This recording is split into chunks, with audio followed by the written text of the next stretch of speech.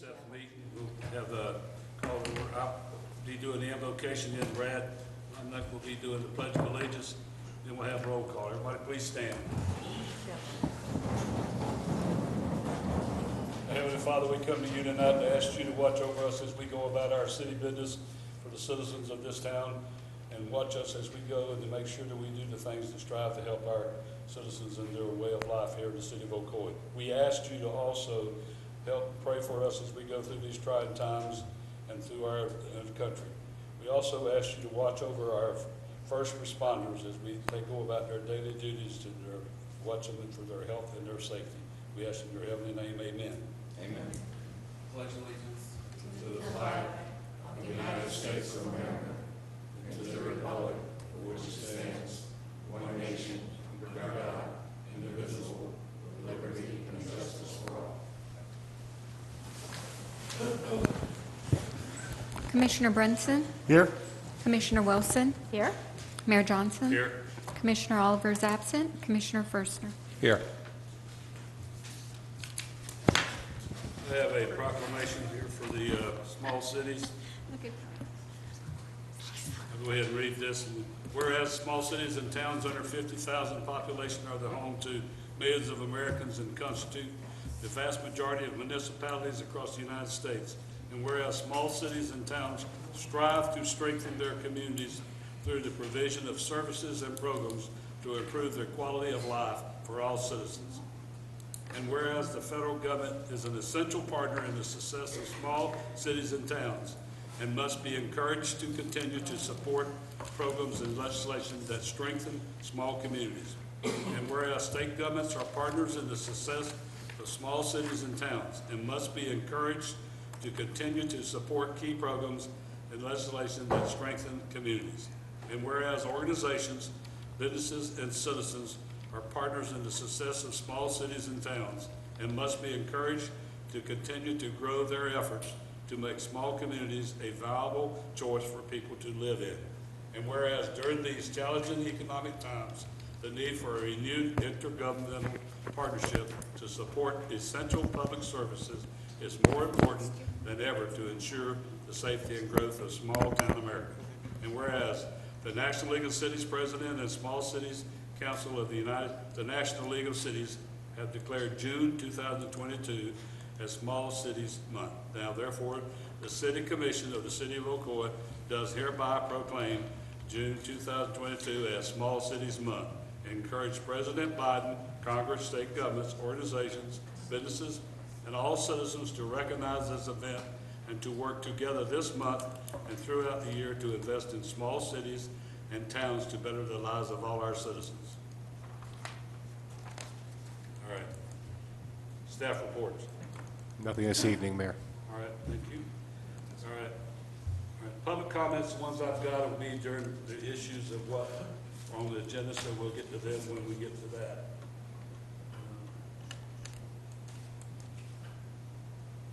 I forgot here. Cheryl? Oh, Cheryl Applegate. I can't read what? Cheryl. Cheryl Applegate. Cheryl Applegate in the back. Is yours on the agenda or not? No. You want to get up and talk now then? Yeah. Okay. Come on up. I have a lot of time reading. I got to get glasses. Bring them.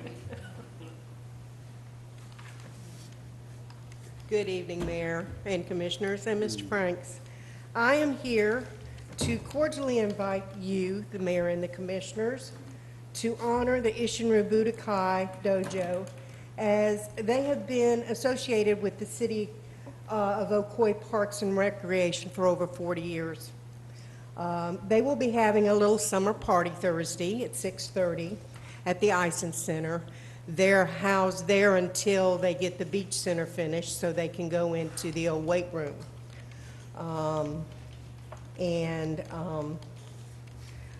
I have some brochures here that give you a little history and of what they do at the Ishinru Budokai. We'll just pass those down. That has the old Vanetti Park address. It will be changed once they've moved to the beach center. And That's all I have for right now, but we would enjoy seeing you guys there. It would encourage the students that are enrolled in this program. What was the date again? It's this Thursday, the 9th of June. They start at 6:30. Yeah, I got it. We'll be there. We don't So, have to get in there and participate, do we? no. If you do, you'd be starting off as a white belt, basic. Oh, Need yeah. a big bill, yeah. Is there any other questions? 40 years. Yes, Gordon and I have been involved since 1984, when my son joined Matthew. We've worked with them, and my grandson is in the program right now, too. But That's great. we thoroughly enjoy this program. And we've been to a lot of tournaments back in the day when they had tournaments. But I felt that they needed to be, because Mr. Beach started this program in 1982. And what it was is he had his summer program. And if you were in the summer program, any of the other programs like tennis or karate, you could do it through the summer. And if you decided to stay, then you would join and pay your monthly dues. And that's what we did. So, Congratulations. Thank you. is there anything else? No, ma'am, thank you for the invite. You're welcome. Appreciate it. Thank you very much. Mayor, can I ask a question? Yeah. If you don't mind, thank you, Ms. Applegate, for bringing this information. You know, a lot of our residents, our Park and Recreation Department has so many activities for our youth, and it's great that we inform our residents of what activities are available. Is this something that can be put in the box out in front the turnstile? Okay. Thank Yeah. you. All right. No more public comments under that part. We'll go to consent agenda.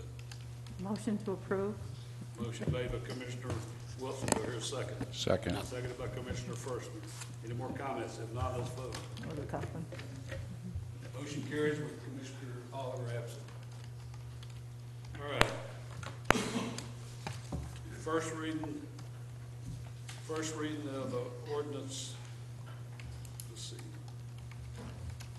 First reading of ordinance for Land Development Code Amendment to Article 2, Section 2.4, definitions in Article 5, Sections 5 through 15, specific use development standards relating to tourism, homes, vacation homes, short-term rental units. Zoning manager Whitney. This is just first reading, Yeah. Mayor. This is an ordinance of the City of Ocoee, Florida, amending the City of Ocoee Land Development Code, Article 2, Section 2-4, definitions, and Article 5, Section 5-15, specific use development standards relating to tourist homes, vacation homes, short-term rental units, providing for codification, providing for conflict, providing for severability, providing an effective date. That's it, right? You don't need to talk, do you? No. Okay, what this is the first reading of the ordinance. We'll bring it back on June the 21st for the second reading, and then we'll open it to the public. Now, let's move on over. Item 2, second reading of ordinance. We don't have any in the public hearing. We'll move over to item 3, public hearings. This is the variance request for Country Comfort Care located at 902 Higher Circle. Zoning Manager Whitfield. Thank you, Mr. Mayor, Commissioners. Good evening.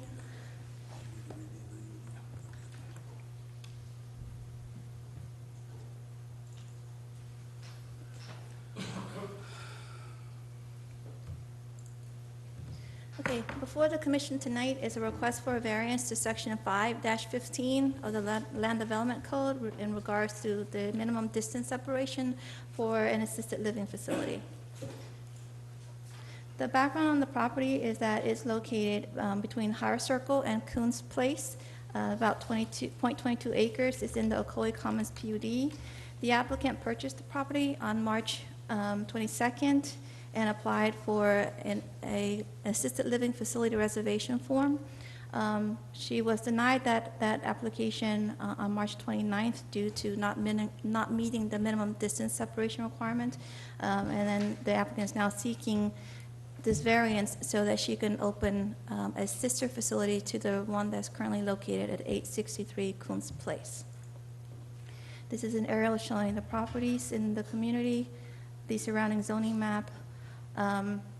The Land Development Code has sections in it for definitions, and our definitions stem from the Florida statutes. The bottom of this slide shows the definition for a community residential home per statutes, and it's basically a dwelling that accommodates 7 to 14 residents that are serviced by the state of Florida, and it functions as the equivalent of a family. A minor community residential home is the same type home, but it serves 6 or fewer residents. The one that is currently at 863 is serving 6 or fewer, and the one that is being requested is also wanting to serve 6 or fewer. In section 419.001, it defines what a minor community residential home is, which is 6 or fewer, and the statute requires the city to treat it as a residential use. This section of the statute also prescribes what the distance measurement is and how it's measured. It is by a radius of 1,000 feet. And Section 5-15 of the Land Development Code requires that the applicant certifies to the planning and zoning officials that the assisted living facility complies with that 1,000-foot radius requirement. This GIS map shows the big black circle is the 1,000-foot radius. The property in red is the subject property on tonight's application. And the property in yellow is the existing sister facility, or her original facility. As part of the variance application, an applicant has to meet these 4 criteria, and that is that special conditions exist specific to the property, that a literal interpretation of the regulations would deprive the owner of reasonable rights and commonly enjoyed by property owners, that the special condition or circumstances of the variance application is not the result of an action of the applicant, and that granting the variance does not confer any special privileges to this applicant or property owner that is denied other property owners. In reviewing the request, staff found that there are no special conditions or circumstances, and the literal interpretation would not deprive this property owner of the use of her property as common rights, such as a single-family home. We also find that the granting of the variance would confer special privileges to this applicant that is otherwise have been denied of other applicants. And lastly, staff feels that the granting of the variance would be in violation of Florida statute, section 419. The PCC met on this item last month on May 10th, following a public hearing where 7 residents of the public came and spoke in opposition. They expressed their concerns at that hearing.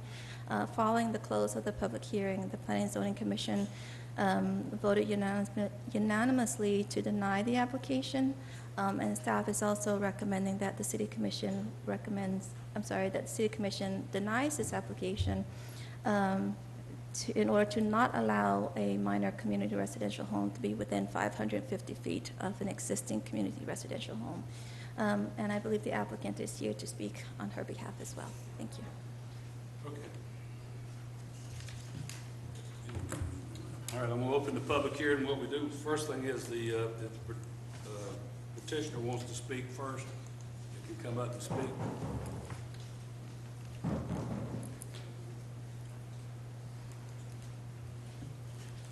Good evening, members of the commission. My name is Jacob Schumer, address 2300 Maitland Center Parkway, Suite 100 in Maitland.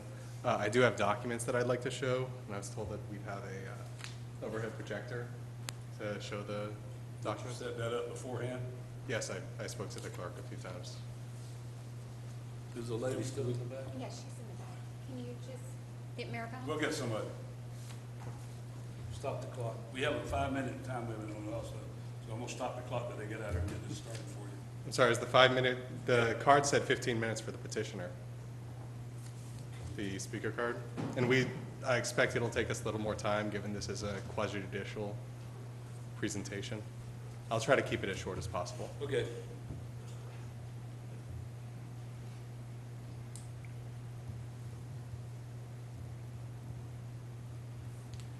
set that millage at 15. All right.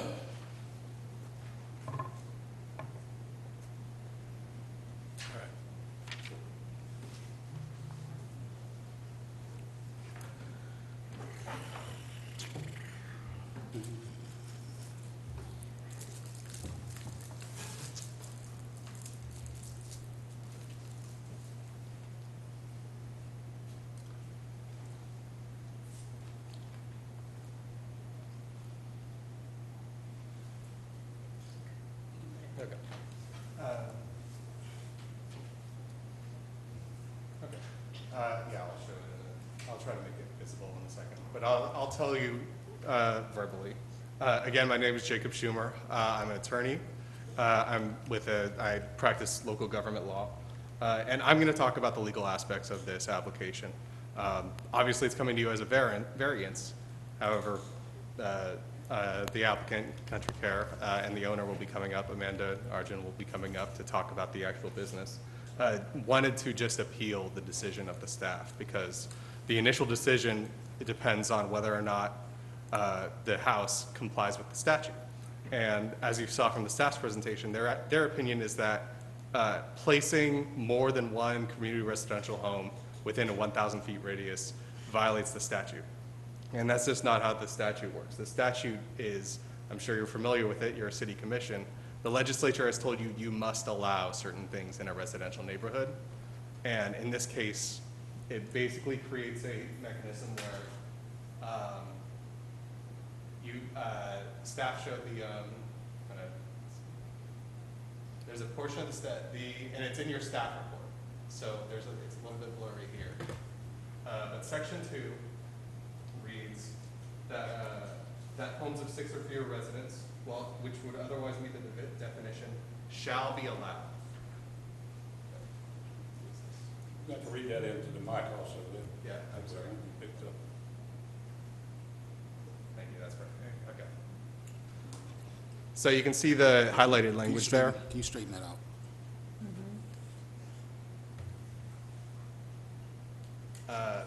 It says that homes of 6 or fewer residents, which would otherwise meet the definition of the community residential home, shall be allowed in single family or multifamily zoning without approval of the local government. And where the staff started the language was provided, which is provided that such homes are not located within a 1,000-foot radius of each other. And so that's true. That's when you must allow the home.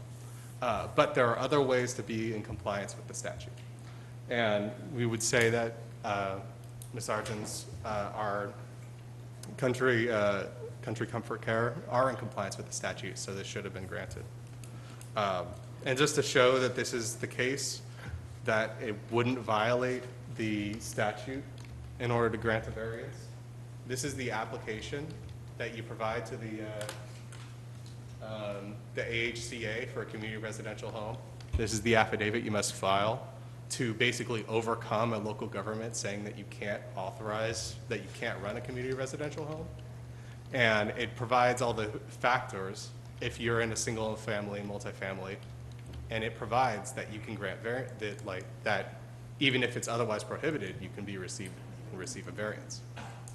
And this is the standard, and I'll scroll up, this is the standard form that the HOA recommends under this rule, 65E 9003. And that's just the legal aspect of the statute doesn't say you can't grant this. And for that reason, we think that it should have been approved in the first place. But it also has a lot of aspects of a variance. I'm not sure if the staff discussed this, but there are actually a lot of other community residential homes that are much closer to each other than 1,000 feet because they predate the zoning, this policy. And so there are other homes that have this, that are enjoying this. And while this is within 1,000 feet, from a practical perspective, it's separated, the two homes are separated by a throughway.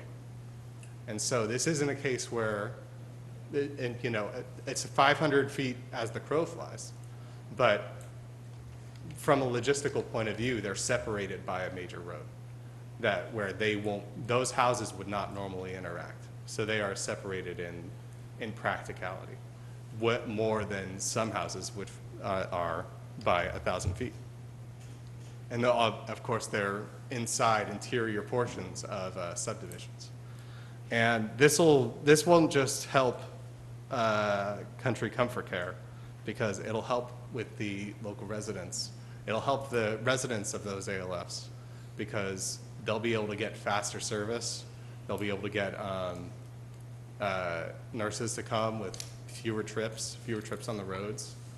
And they're certainly going to be good neighbors. And Ms. Arjun will be coming up to talk about that. But this isn't a case, this house isn't going to produce a bunch of ambulance trips or anything like that. It's not going to produce a lot of trips. These are quiet homes. They don't get a lot of visitors. They don't get a lot of ambulance calls. They don't get a lot of doctors coming by or anything like that. These will have some of the fewest trips that you'll ever see from a single-family residence. With that, I'll turn it over to Amanda to talk about. Let me ask you a question. I'm trying to understand your argument is that you agree that the Florida statute prohibits two homes being within 1,000 feet, but you're saying the city doesn't have to follow that because we can grant a variance. Is that essentially? No. What I'm saying is that the statute requires the city to allow community residential homes unless they're within 1,000 feet apart. Right. In which case it's up to the city. Okay. So you agree these are within 1,000 feet of each other? Yes. And so without the city acting, it would be prohibited to place it within 1,000 feet? No. It would be prohibited to place it within 1,000 feet if the city's code did prohibit those within residential zones. But the city code allows for these when they comply with the Florida statute, which they do. But the city's code references the Florida statute, which prohibits them within 1,000 feet of each other. Is that? What I'm arguing is that the statute certainly doesn't prohibit community residential homes within 1,000 feet of each other. That's where it overcomes the local code. That if they are further apart than 1,000 feet, then they overcome the local code. If they are closer than 1,000 feet, then the local code prevails. And I have another document which could kind of show you that. This is the document that generally applies to ALFs. This is the general application for ALFs when there's no exception. And this is all it has to say about zoning. And all you need to show is that your zoning complies with local zoning requirements. That's all you need. So all the stuff about the 1,000 feet or closer, that's when you need to get over the local zoning. That's why the statute says those are approved without approval of the local government. And so here I'm saying that it should have been approved because all the code says is you need to comply with the statute. And there's nothing in the statute that says local governments can't authorize homes within 1,000 feet of each other. The statute says they're not allowable if they're within 1,000 feet of each other. No, it doesn't. It says that local governments shall allow within 1,000, unless they're within 1,000. Right. Unless. Right. So it's just like have you dealt with vacation homes here in Ocoee? Right. So the statute says you have to allow vacation homes in residential areas. Let's say that it says you have to allow residences up to 20% of the residences. You have to allow vacation homes up to 20% of the residents. That doesn't mean that you can't allow 30%. Doesn't mean that you can't allow 40%. And so the statute says you must allow this in this residential zone. It doesn't say you can't allow something else. Well, go back to the page before that where you have the zoning thing on it. Nobody, Do we have to stop the clock? go back. Which one, the statute? About the zoning part down at left, it was underlined, but it had to be the community, the city. The statute. The one before that one you put up, statute. It was the statute, okay, sorry. Or do you want the form? Nah, I don't want the form, I want where you had that thing underlined with the, got the city in there. Is there one up above? Here, That's not the one. this isn't the one? No. What are you looking for? Could you go back on that one, go back up for just a little bit.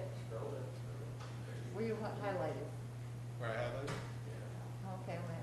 Without, shall be allowed in single or without approval by the local government. Right, That doesn't explain that fine. right. Yeah, That- yeah. All right, I got it.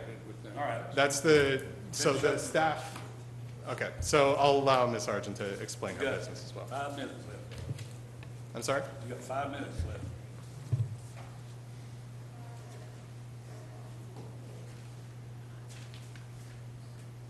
So he touched based on, I guess. Speak into the mic, man, we can hear you.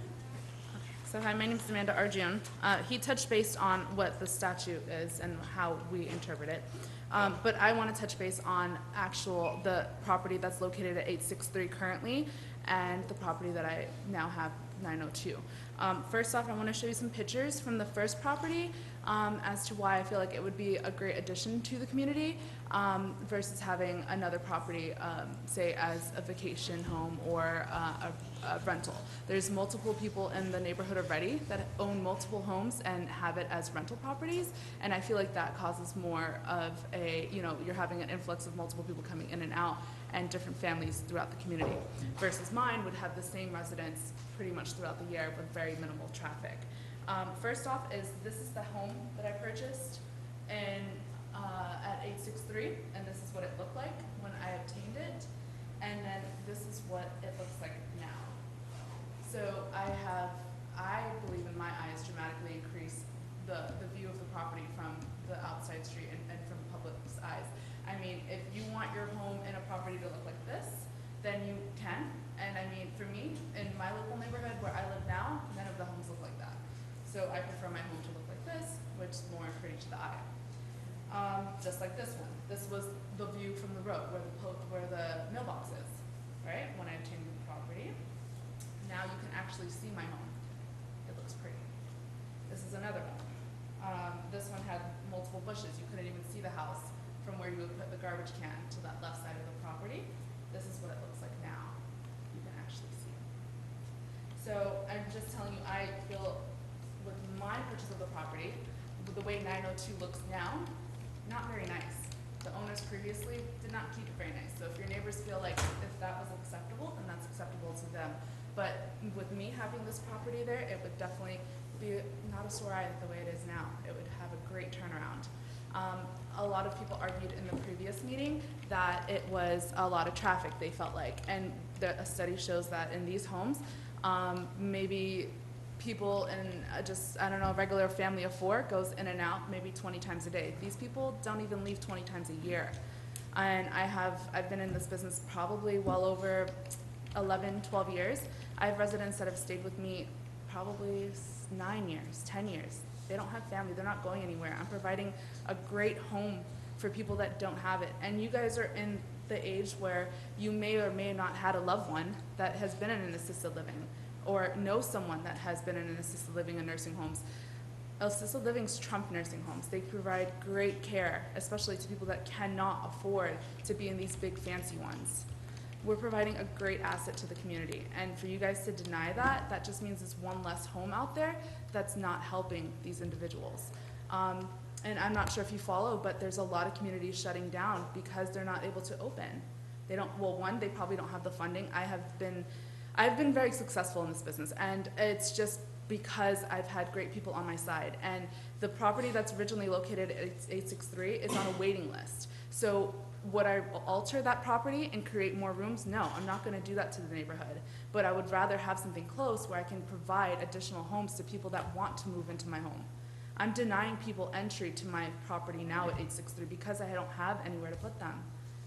They're either staying with loved ones, they're not being cared for, and so, I mean, it's really up in your hands to tell me that, like, if I can open this home, I'm not causing a problem to any of these residents or the community itself.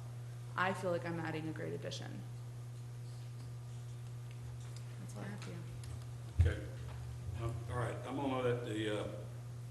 that's here to speak on this talk now, so we'll give them, each person on this list that I have here, you get 5 minutes. So when I call you up, give your name, and you can address the commission. Some of these names are going to be pretty hard for me to read. I will say 834 Cass Road Circle, Raja, you come on up. You got to come up. Can we give our times to someone else? Yeah. Yes. Well, I'd rather not do that. I mean, we're just going to hear the same stuff anyway. So I'd rather, if you're going to speak, come speak, or let the other person just say what you're going to say. We just hadn't, you know. I'll go last. We'll put that, okay, all right, you go last. Jared Liddit? Mr. Dick.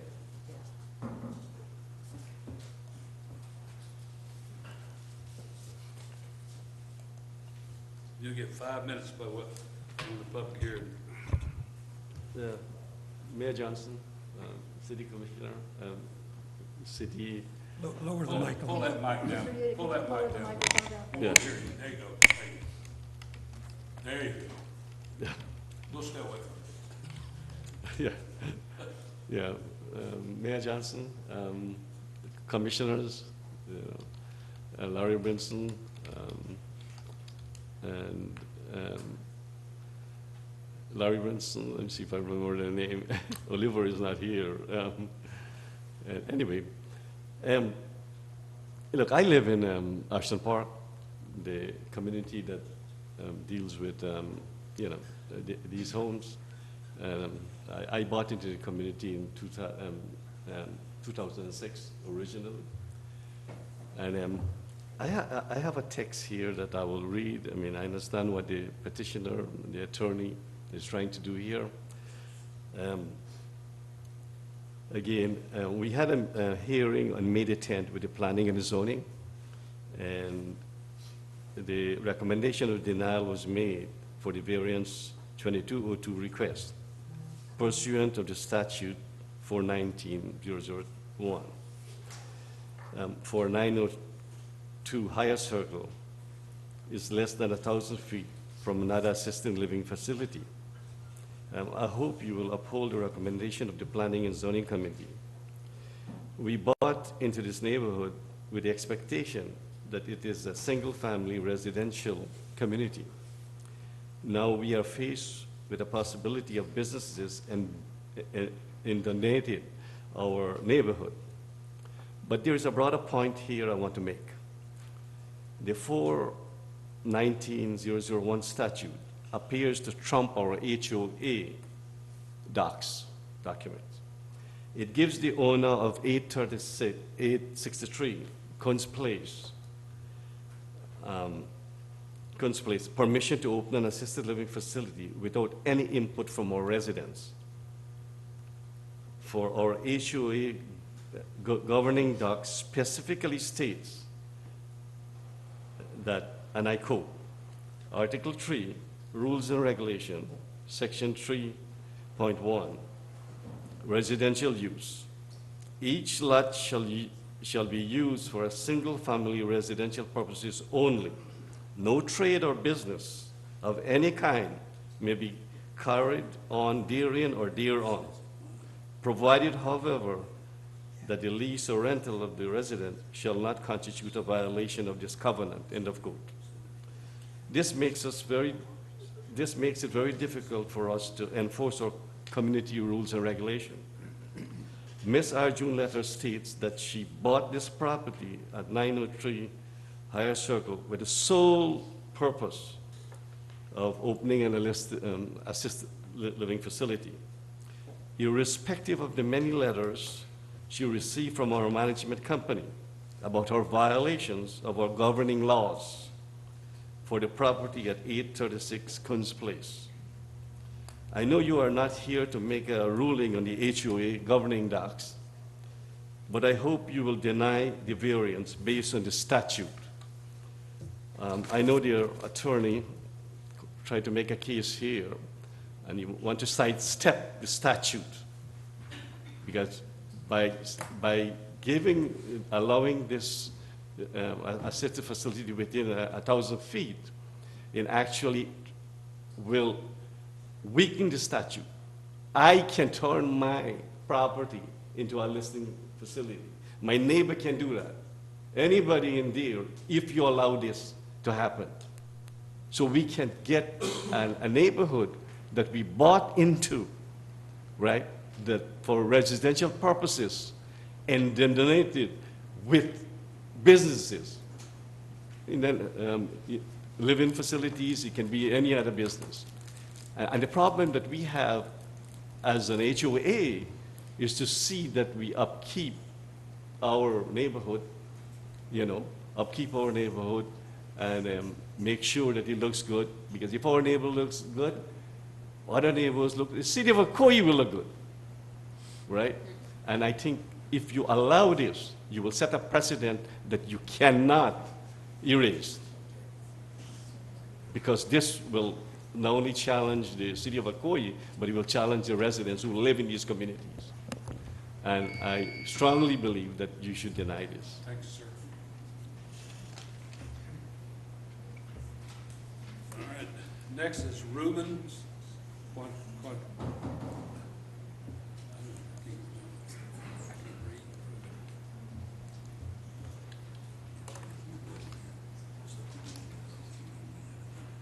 Good evening, Mr. Mayor, ladies and gentlemen. My name is Rubens. I live just next door to the house in question, and I don't think it is appropriate to have another business in our small neighborhood, okay? Even though it's for a good thing to help people, I think it's not adequate for that location to have that business. This is all I have to say. Thank you. Thank you, appreciate it, thank you very much, sir. Jacob? Sure. That was me. Oh, I already gave my stuff. all right, okay. Raja, back to Raja. Did you turn that slip in? You gotta give it to the lady over here. We got a couple more. Good evening, Board. My name is Rojen Goberdon. I'm at 834 Kazaro Circle. I respect the decision of having a business where it needs to be, but in our community of Ashton Park, I really don't believe it should be located within our community. Due to it's a residential community for sure. Having a business within our communities like as the ALS, it's going to be difficult for our residents themselves. I live across from where the actual location is located. There are many different vehicles, unfortunately, that pass by within my community that I don't even know. That's one of the security reasons. It becomes more of a safety issue, I think, in my community. If I don't know my neighbors and people are just entering and exiting in this particular area, it becomes a concern to me. I don't feel comfortable with it. I know all the residents are with me when I say I do not feel comfortable in this particular situation. So Board, if you could, please do not approve this one particular business that's trying to, again, be part of the community, not once but twice. Thank you. Thank you. I have Quan Trang, but it doesn't say what he wants to talk about, but I guess it's about this issue. Quan Trang? Yeah. You have to come up here. Is this the issue you want to talk about? Yeah. Okay. My name is Quang Tran. I'm the resident at the Aston Park, 905 High Circle, very close by to the property that we are talking about here. And Mr. Mayor and the Commissioner, I don't have the prepared statement, but I just try to address some of the points that the lawyer just mentioned earlier. The first thing is about the property within 1,000 feet shall be allowed, right? But with only allowable with the permission of the city.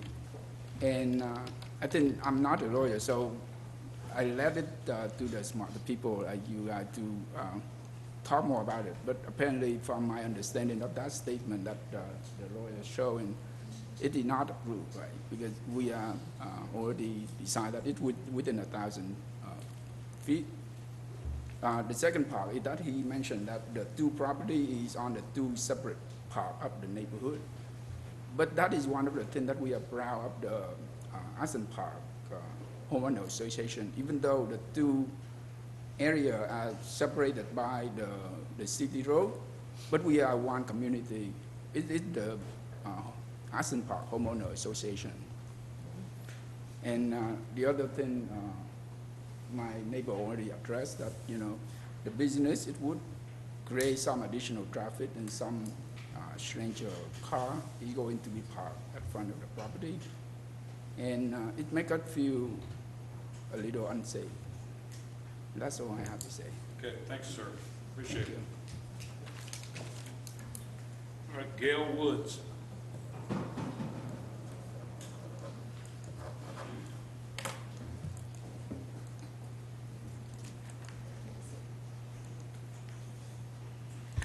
Good afternoon. My name is Gail Woods. I live at 942 Higher Circle. I live on the corner of Montgomery and Higher Circle. And I just want to echo everything that everyone has said. I'm not going to repeat that, but want to talk about our neighborhood. We have 75 homes, so we're one of the smaller neighborhoods within Ocoee. And even though we have Montgomery, it's a two-lane, two-way road. It's not a 50 or anything like that, where it's two separate communities. We are one community. And having one assisted living, I'm fine with the one. I understand where she's coming from and wanting to assist people, but there are many other neighborhoods where she should have bought for an additional neighborhood. So I think Ashton Park has done our part with our one assisted living facility. Let another neighborhood have the other one. Thank you, ma'am. Audrey Hayes.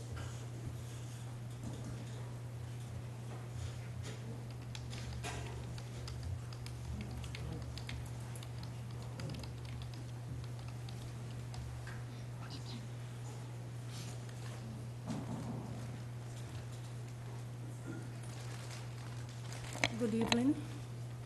My name is Audrey Ice, and I live about 3 homes from where the assisted living is supposed to be. But it's a good idea, but I don't want it in the neighborhood. You see, I like older people too. My mom lived with me until she died a year ago. She was 98 years old. So I do love older people, but I just don't want that business in the neighborhood. People come, people goes. It's a quiet neighborhood, and I don't want to be walking and see strange faces back and forth. So it's a good idea, but just not in the neighborhood. And I really believe that we as a community should have a say in the matter, not just, what they presented, but we as a community should have a lot to say. So I would appreciate it if it is denied, so we could have our community and not have places here, there, everywhere. Everybody want to come to open up a business. It just remain as a residential area. And as I said, I love old people too. My mom lived with me till she's 98. I took care of her. But this is a business, and I don't know. I don't want a business in the community. That's what I have to say. Thank you, ma'am. Scott Kennedy.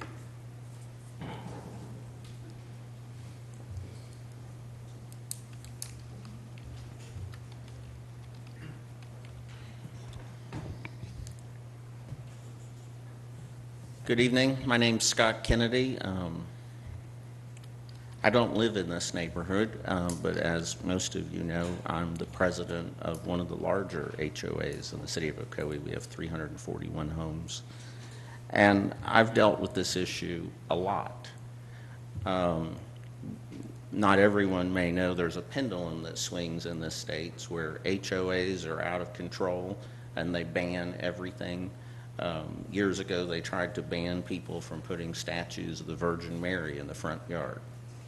And so the state has a tendency of coming in and stripping away their right to enforce covenants.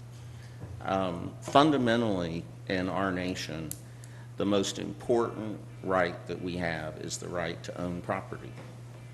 All of our rights, our entire legal system is based on the fundamental right to own property, to own our bodies, to own our thoughts, to own land, to enter private contracts, and to have those respected by the rule of law. Through COVID, there have been many challenges with people working at home, et cetera, and our legislature, I think with good intentions, has just gone overboard. They've overridden the laws which we have, the private contracts we have, which say no public businesses, no hair salons in the neighborhood. Oh, we got to let those people cut hair at home. We have private 30-year covenants that can't be changed without getting every mortgage company, every resident with like a 90% quorum to change. And we've got people in Tallahassee who think with a wave of a pen they can just destroy our home values and destroy our covenants. This is happening with the Airbnbs, and this is happening with group homes, assisted living facilities. In a lot of instances, we don't have any remedy, but in this one we do. The statute clearly says, and we talk a lot about home rule, local government, the statute here actually defers to the local government. It says we're going to come in and we're going to override, just like we are all these other things, unless it's within 1,000 feet. It does not require approval by the local government if it's not within 1,000 feet. That's their attitude. We're not even going to ask. They have to ask for approval. And fortunately, we have a land development code, and the land development code and the procedure for approval clearly says, in particular, the prohibition on the location of such a use within 1,000 feet. This cannot be deemed a single-family home. Therefore, it doesn't achieve the threshold of the override of the approval of local government. And these overreaches from Tallahassee, they're coming back to bite us. They're biting us on the Airbnbs, they're biting us on the business, they're biting us on the parking. You have we didn't read it, we didn't get into it, but you have a first reading of the commercial lodging, which is eating up our HOAs. And one of the ones, it's a different topic, but one of the advertisements for the Airbnb says, located in a quiet, gated, secure community. They're destroying our covenant by marketing how nice our neighborhood is, and it's gated and secure. And this is just another instance of, the lawyer, I think, made a very tortured argument of 2 plain sentences. That's his compliment to his skill. But this is just common sense. Thank you. Thank you. All right, that's the last paper I had filled out. Any other comments? If not, I'm going to close the public. All right, one more.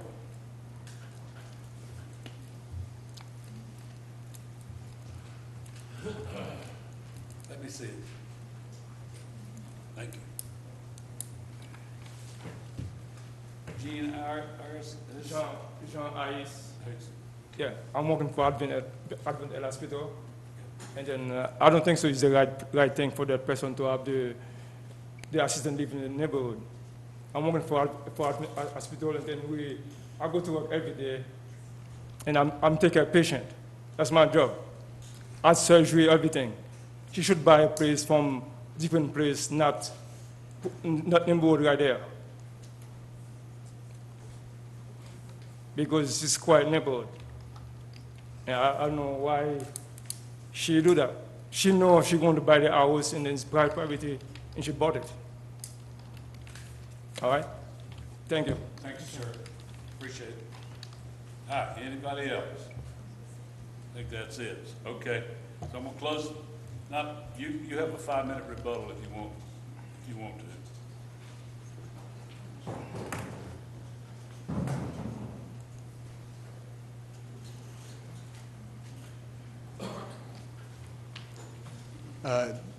Good evening, Jacob Schumer again. I want to respond to something who's the president of one of the other HOAs. I don't see him there. I believe he was correct as to the reading of the statute. It's that it overcomes the local law when it comes to homes that are further apart than 1,000 feet. And it doesn't prohibit anything within 1,000 feet. That's the thing. That's not, I can describe it as tortured, but that's kind of the way they wrote it, is kind of in a tortured manner. And so the question is whether the code allows it, and the code allows it if the statute allows it. But I think that the citizens also had a lot of concerns about the home being quiet, the residents, the neighborhood being quiet. And I think that's where Sergeant will confirm that, yes, this is going to be as quiet as any other home, if not more. To touch base on them saying that it would be people coming in and out, I've seen more traffic in multiple homes, particularly homes across the street from the one that I own currently at 863. I've seen multiple cars parked on the street. And my particular home, if you actually drive by, there may be one car in the driveway at all times. I don't have random people coming in and out. I think I see neighbors have multiple visitors, family and friends come in and out more than my particular home currently. People talk about safety. I grew up in the city of Winter Garden and Ocoee my whole life. So I've been here, practically seen everything happen. I know a lot about the city and the way traffic works and a lot of the put through.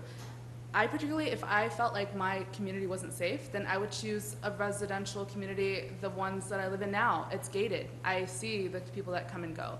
If they feel like this wasn't a safe community in the beginning, then maybe not choosing a community that has a put-through street would be not the best option. I mean, this neighborhood doesn't even have a sign that says, "Welcome to Ashton Park," or "This is my neighborhood." It is literally a local street that people drive in and out of every day.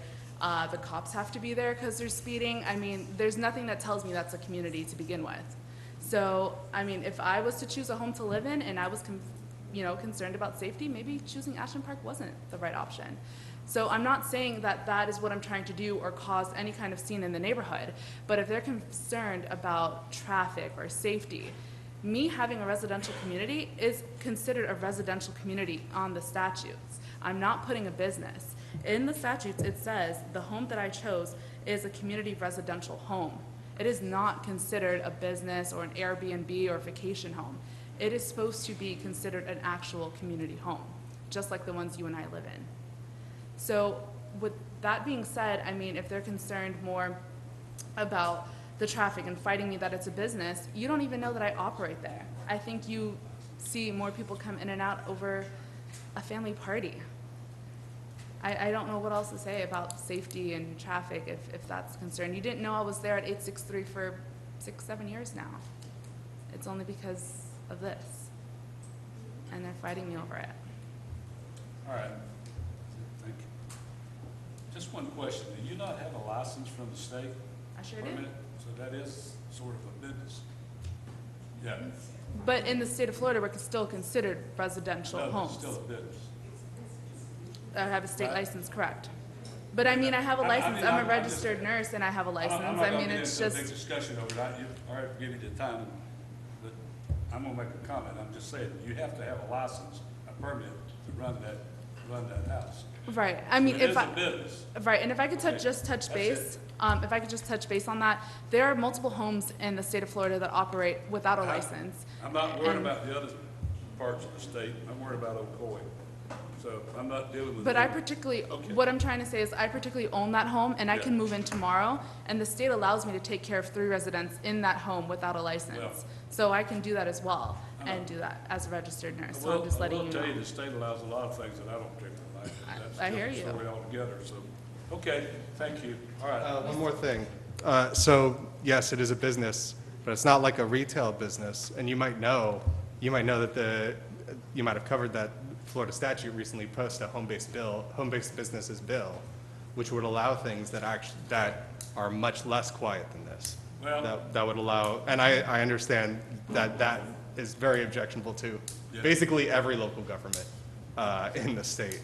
But this is one of the quietest possible things because it's actually just people living there. All right. Now, I've closed the public hearing and bring it back up to the dais for the commissioners. Commissioner Brunson? There's quite a bit to unpack here. There's a lot. And I don't know if the public is familiar with the term NIMBY, which is an acronym for Not in My Backyard. And that's a challenge that we have. The state has come down and passed some statutes, everything from home-based businesses to, you could do a lot of things you couldn't do just 24 months ago. But we as a quasi-judicial body, we have to make decisions based on statute and not just personal opinions and the fervor that the community comes in. And that's where the rub is. And so when I'm looking at this, I wasn't here for the initial vote on this. And so when I'm looking at this, I'm looking at a lot of things. But the one thing I think everyone here knows is that variances, they set precedents. And so we have to be very mindful of the precedent we set, because we can find ourselves on a slippery slope very, very quickly, and that's problematic. So wants and opinions, that's great and wonderful. That's how most people operate. But when you come before us, we have got to be able to explain this away should we have to go before a legal body other than ourselves. And that's the challenge that I'm having with this, is because I understand the home-based business part. I understand that this is assisted living. I understand that the community not wanting another business in their community, understanding that there's maybe some traffic concerns. But I'm not really sold one way or the other, truth be told, on which way I should go with this, because the community has not come, in my opinion, come with evidence that there's adverse traffic affected by this business being in that community, or parties or loud music or any other type of disruption. And so if this business is somewhat transparent to the community itself, my question is why? Why not? So that's the challenge I'm having. But I also understand that the Florida statute kind of puts it in our court. It allows us to kind of make that decision for the community. But we have to make the decision that's what's best for the community at large. Because it's not just Ashton Park, it's for the city of Ocoee. Because what happens in Ashton Park can very well be used as a template, and they'll lay that over other parts of Ocoee. So we have to be very mindful of the precedents we set. So I'm not really sure, but it is, I guess I have a question for the community, and just need one person. In fact, who's the gentleman who lives across the street? You live across the street? The gentleman who lives directly across the street from the house is currently an assisted living facility. No. Is there a gentleman who lives directly across the street? Mr. Tran, I think, said he would. Okay, come on up. Come on up. Come on up. I have a question.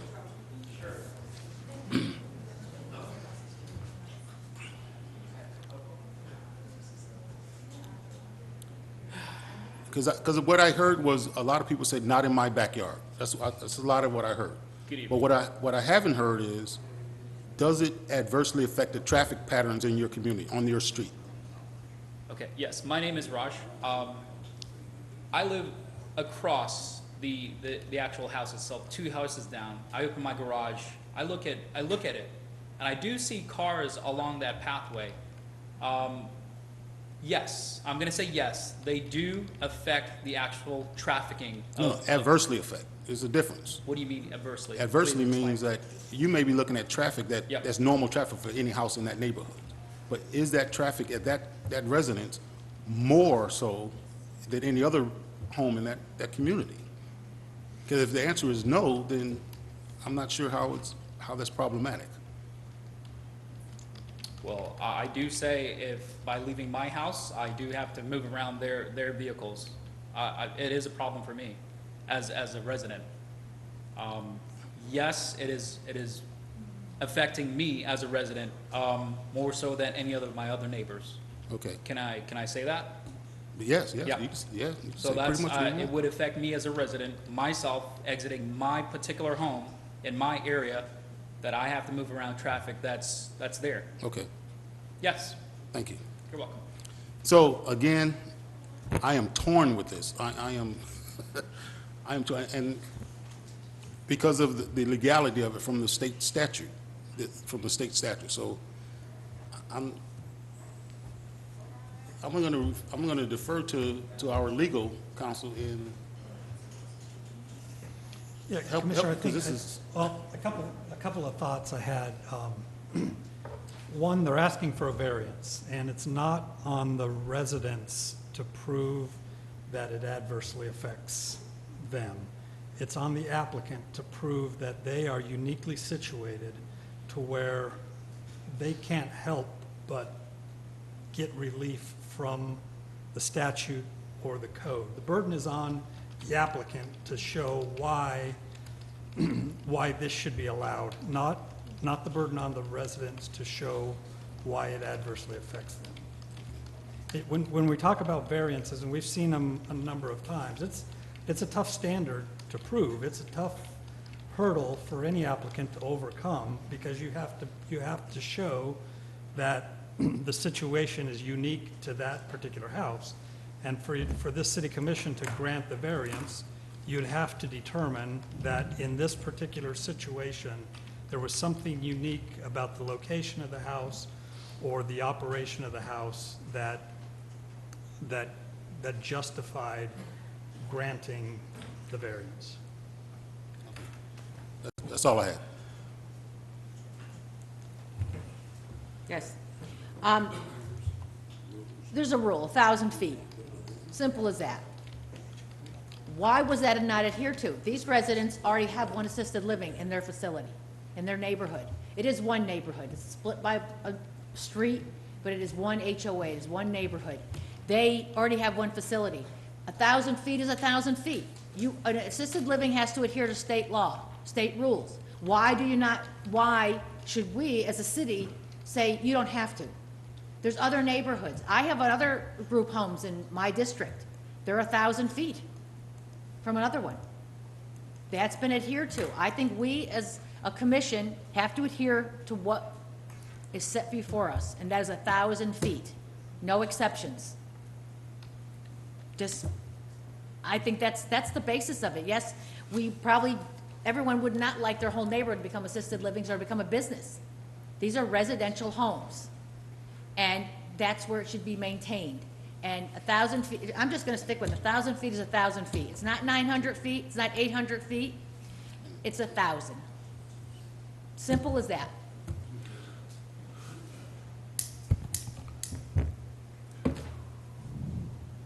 I have no problem with the business.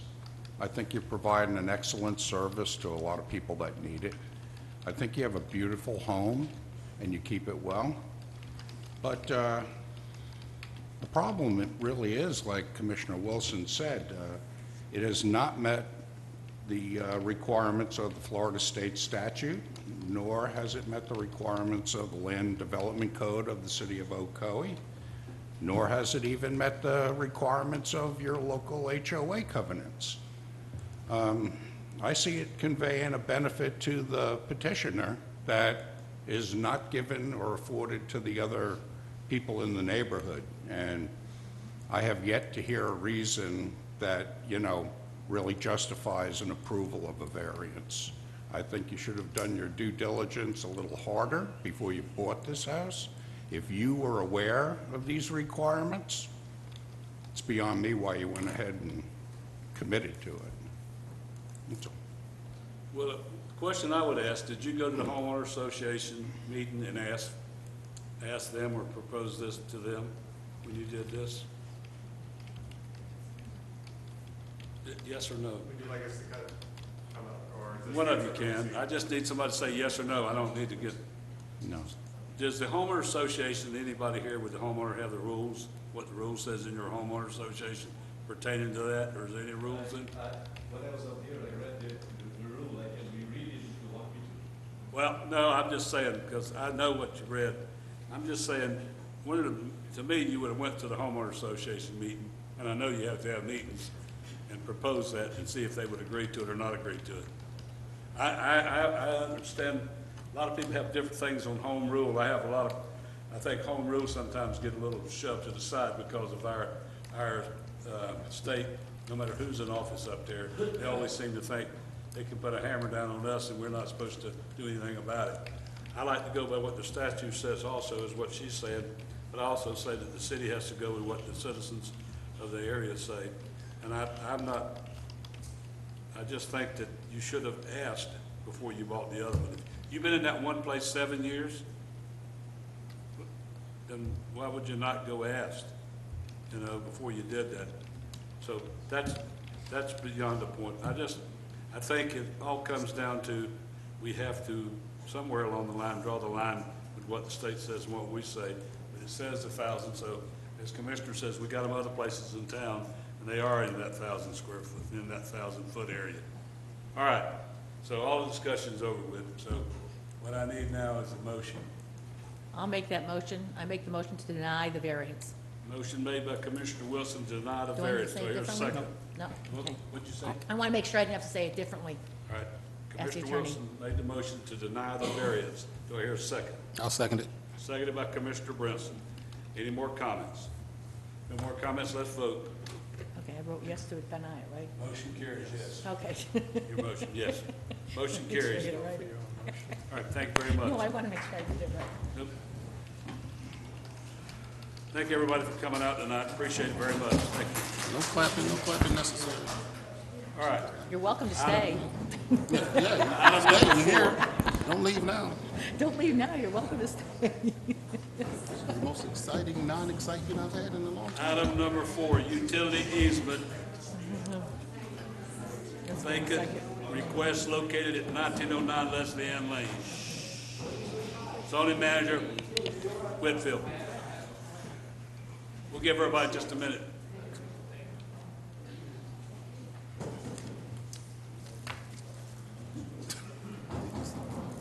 Good evening. Yes, stay. All right, okay. Okay. This next item is a request to vacate a utility easement at 1909 Leslie Ann Lane. So the request is, should the mayor and city commission adopt a resolution abandoning and vacating the western 97.5 feet of an existing 5-foot utility easement located along the south property line of the property located at 1909 Leslie Ann Lane. This is the general location map, the aerial of the property. As with every vacation of an easement, city staff sends a letter to each of the utility providers asking for their input and asking whether or not they would object to the vacation. Duke, Apopka, Orange County, AT&T, Spectrum, and CenturyLink all had no objections. Ocoee Utilities Department did not have any objections to the western 97.5 feet.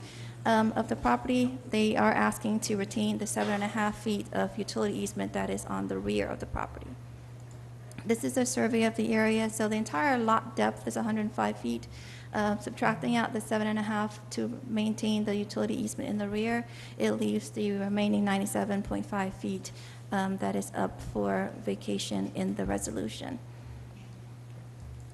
The purpose of the vacation is that the homeowner wants to expand his driveway. The permit was issued with the driveway expansion at the utility easement line. However, when the contractor constructed installed the pavers and expansion, they went into just 1 foot shy of the property line, so 4 feet inside of the utility easement. So the applicants were advised that they would have to go through a couple of hurdles. The first one is this one, the vacation of the easement. The second one would be coming to this board again, this body again, if the applicant chooses to move forward with that, and that is a request for a variance to the code that requires that areas for vehicular use maintain a 2-foot separation to the property line. So the vacation of this easement would still render the driveway widening to within 1 foot of the property line, which is also against code. But they have chosen to take one application at a time. As part of the construction of the driveway expansion, the contractor also installed underground drainage without a permit and a structural wall to help with the drainage also without a permit. So the applicants understand that those are issues that will still need to be resolved in the future, even if this vacation of the easement is approved by the commission this evening. In terms of the request to vacate the easement, staff is recommending approval, but we have yet to work on the application, and they haven't submitted yet for a variance to the 2-foot minimum requirement for driveway spacing. And I believe the property owners are here. They don't have a form for that, do they? Is it Ryan Arthur? Well, you didn't put anything on here. Okay, you didn't even put your address. I'm gonna open the public hearing, come on down. There you go. No throwing someone You in the might better bus. pick an Uber ride home. You guys got a bottle of water after sitting through all that? That's okay, I'm fine.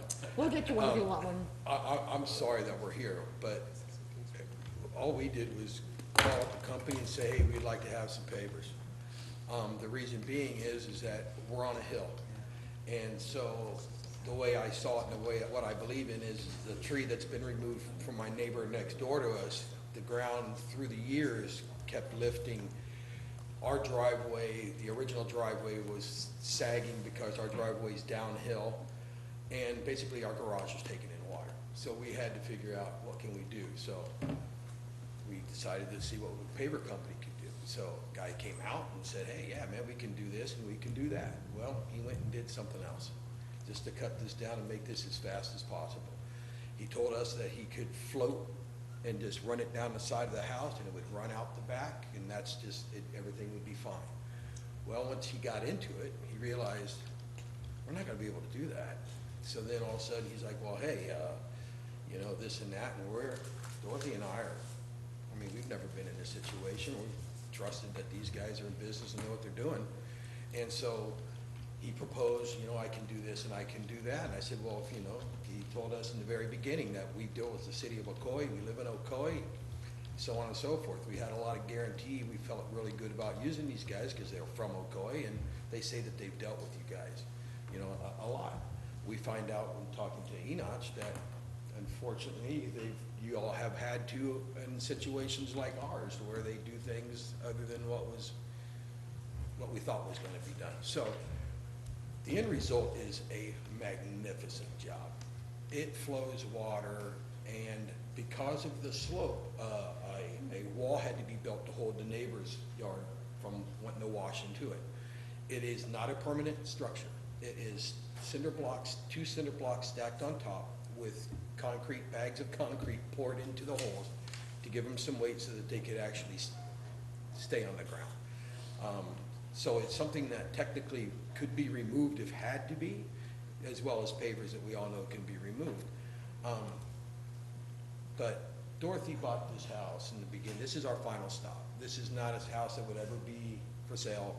We've put a ton of money into it. It looks fabulous. It was a dump, and we've made it into like I mean, really, if I showed you the picture, you'd be like, I'll tell you a story. Dorothy bought the house, and she was still excited, just wanted to look at other properties online, and all of a sudden she came across the picture of the house that she bought and said, look at this blankety blank blank. I said, Dorothy, that's the house she bought.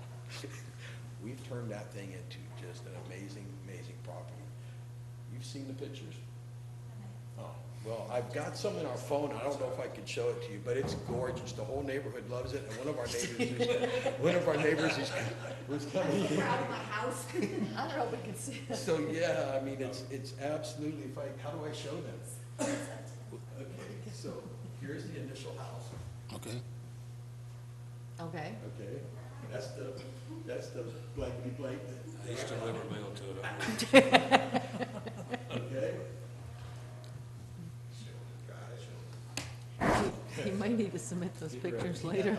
It's like Jeopardy. I have to remember. Really, really is. Give me a second. But we've been at this for 9 months, 9.5 months. And so we need to fund the whole thing.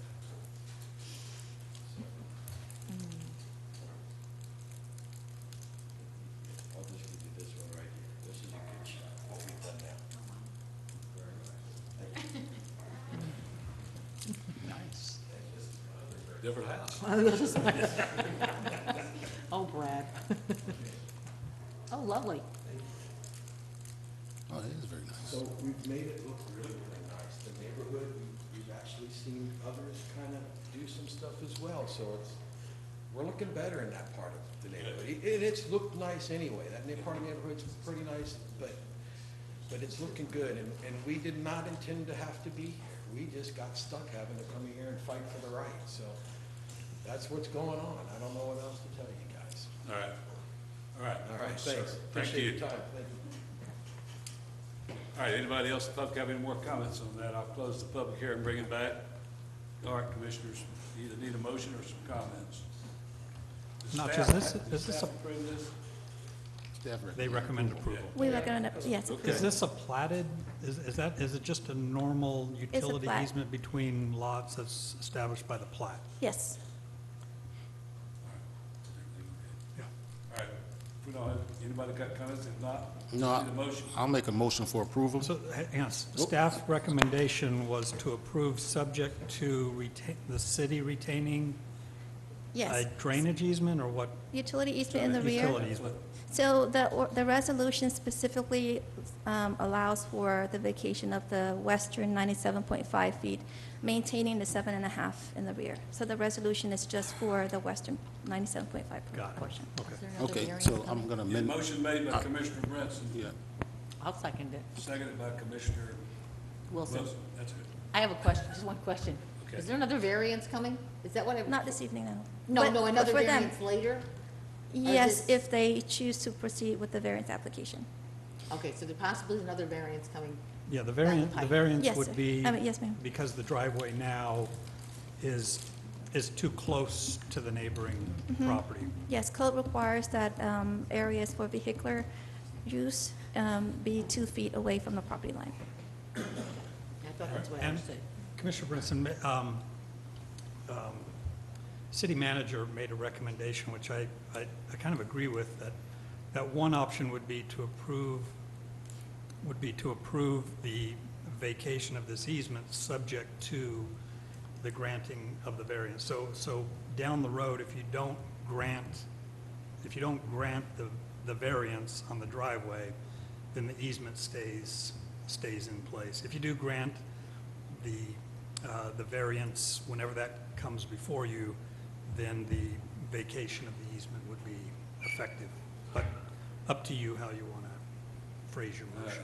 Say that again. Well, then we got to, So you're going to, at some point down the road, you're going to get a vacation, or a variance application due to the same issue, the same driveway, encroaching too close to the neighboring property. So one way to do it is to grant the variance, to grant the vacation of the easement, subject to the granting of the variance when that comes along. If you deny the variance at some point, then the vacation of that easement does not become effective. hang on a minute. What? He wanted to share that the neighbor loves the wall. Yeah, he won't have any problem, and he won't have any problem with you getting the variance. Right. I don't even know what this second. That's all right. I don't think there'll be problems down the road. I know where you're at. I think Okay, we can just add. So I just need to amend my motion? Yeah, yeah. Okay, so I want to amend my motion. I make a motion that we abandon, or adopt a resolution abandoning and vacating the western 97.5 feet of the existing 5-foot utility easement located at the property, contingent on the approval of the variance Relating to the driveway. relating to the driveway. You second that? I'll second that. You understand, it's, We don't know what this second variance is about. well, Do you want me to explain? Yes. yeah. So, the Land Development Code requires that any area in the property that's used for vehicular purposes, driveways, walk paths and things like that, it has to be, that space, that impervious space, needs to be at least 2 feet from the property line. This was explained to the contractor when she came in, and we had probably 10 conversations with the contractor after the permit failed inspection for not being compliant with the permit. So that is what the one variance would be for. This is a vacation of the easement, and then the second is the variance to a code that requires that the driveway be at least 2 feet from the property line.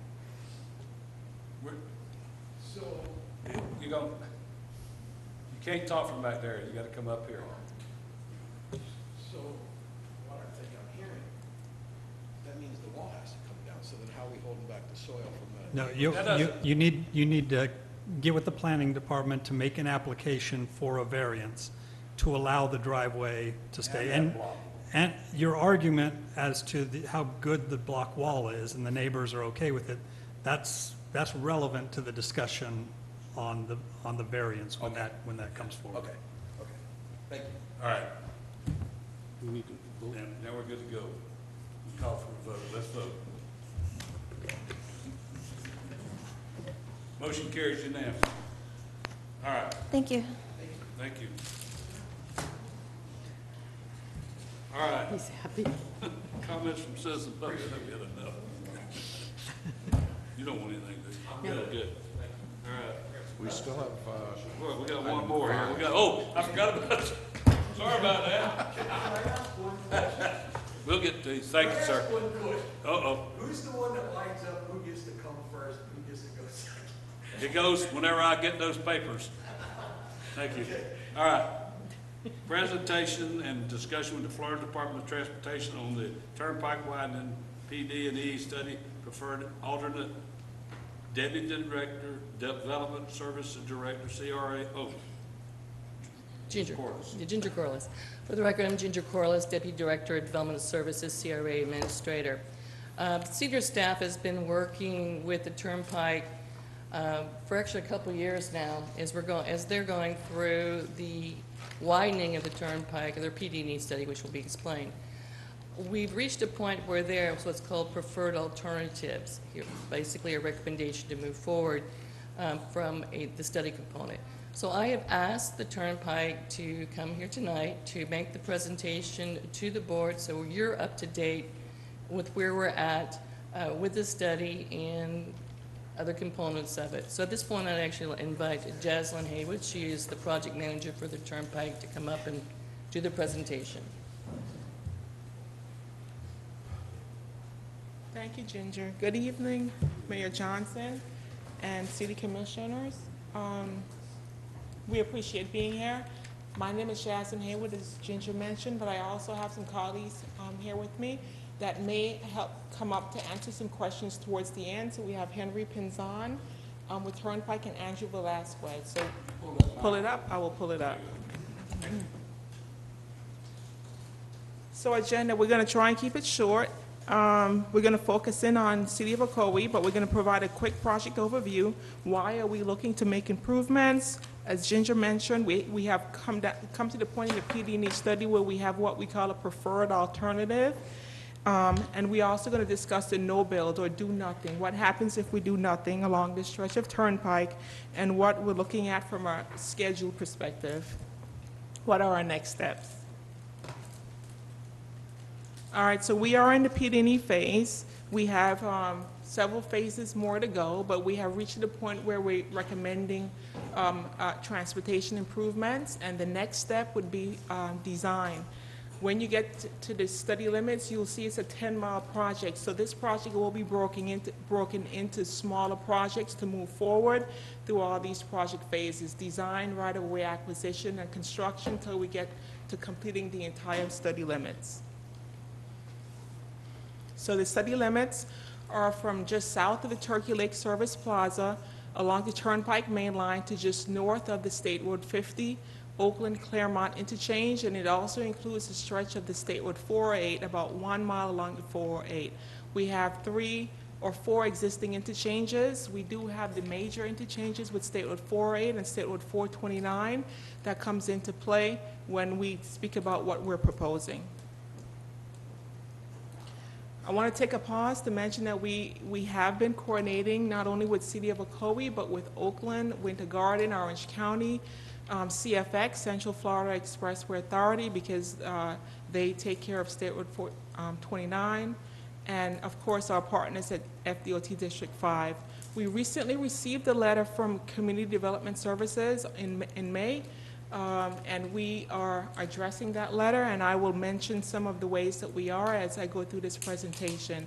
The coordination with these agencies began in January of 2020, and I'd like to take the time to thank Ginger and her team for the continued coordination, and we look forward to doing that, continuing that to the end of the PD&E study into design.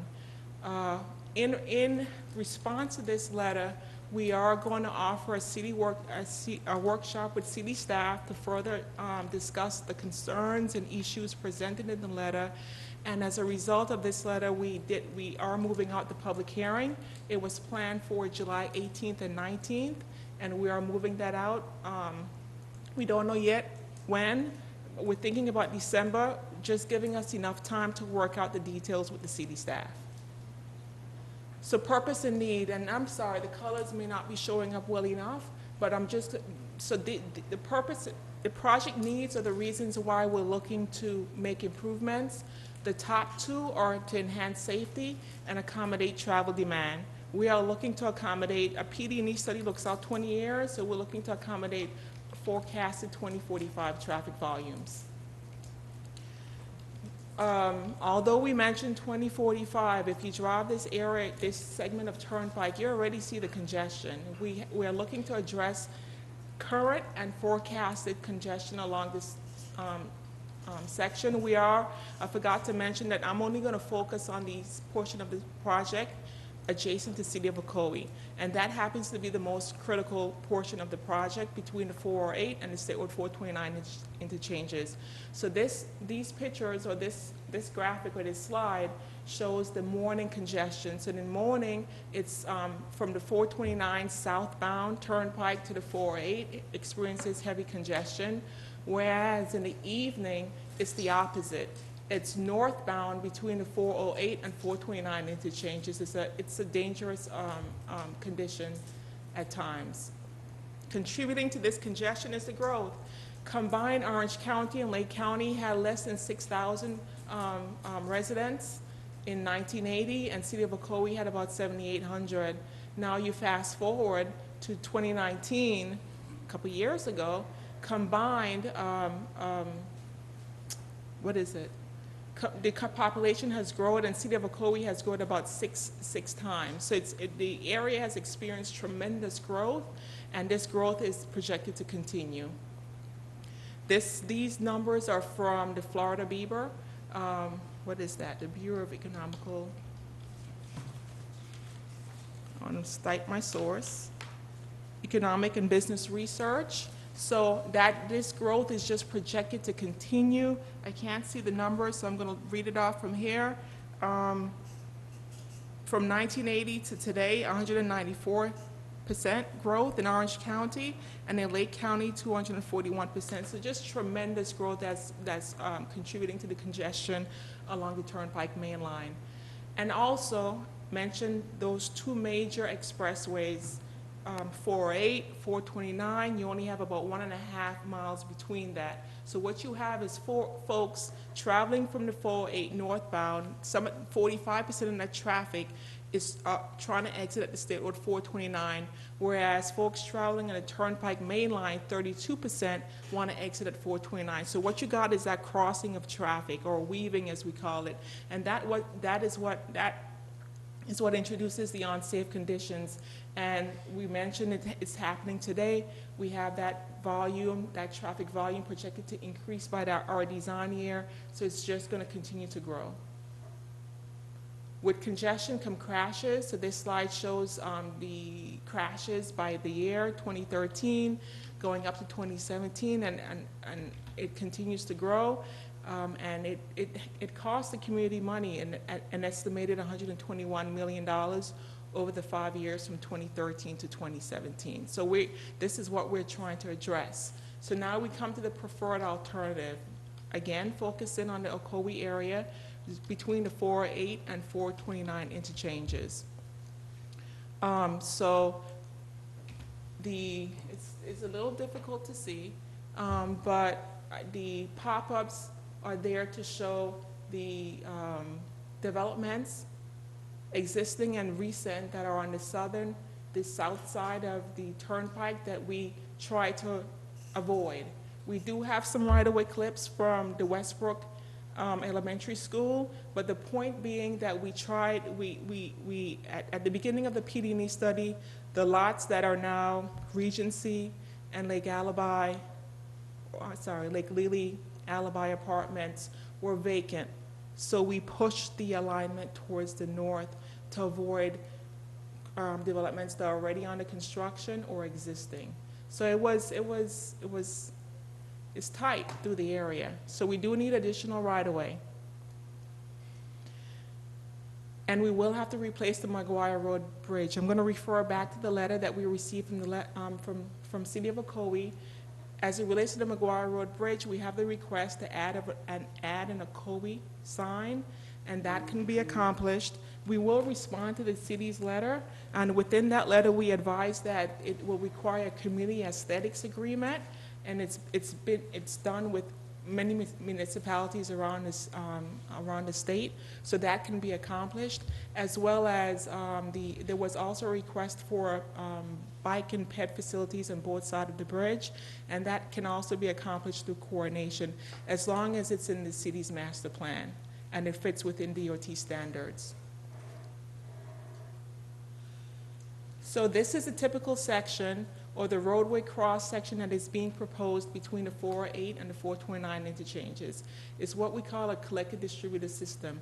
So in the inside is the turnpike main line. This would serve the traffic that is traveling through the area. So we're separating traffic here to cut down on that weaving, those lane changes that's happening for folks trying to access these interchanges in the area.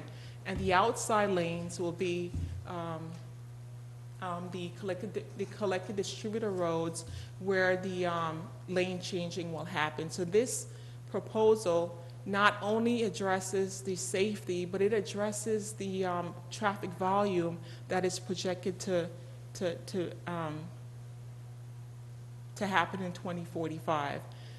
The letter that we received also asks us if we can cut down or change the alignment or cut down on the number of lanes, and that's where we're going to offer that workshop to further discuss with city staff what can be accomplished with the typical section. The orange highlight that just happened is to show that all these lanes will be barrier separated, increasing safety. This is the state, yeah? Oh, sorry. Thought you had a question. This is, you do? I do. Okay. You go back to 15. How does the traffic that's going southbound on the turnpike get onto the 408 with the barriers there? Yeah, so there will be, everyone will be able to make the access at different locations. So there will be a point where the traffic separates, but it will be proper signage will put people in the right lanes. What we're proposing is not to prohibit any movements. It's just going to be, you have to make a decision quicker But again, it will be done through proper signage. And that was my concern, is because right now, you have a little time to make that decision. Yes. If you want to get on the 408 or continue to get and go on to the turnpike. But I'm looking at barriers as well as multiple lanes. So that would be my concern, but I'm sure you discussed it in your workshop. Yes.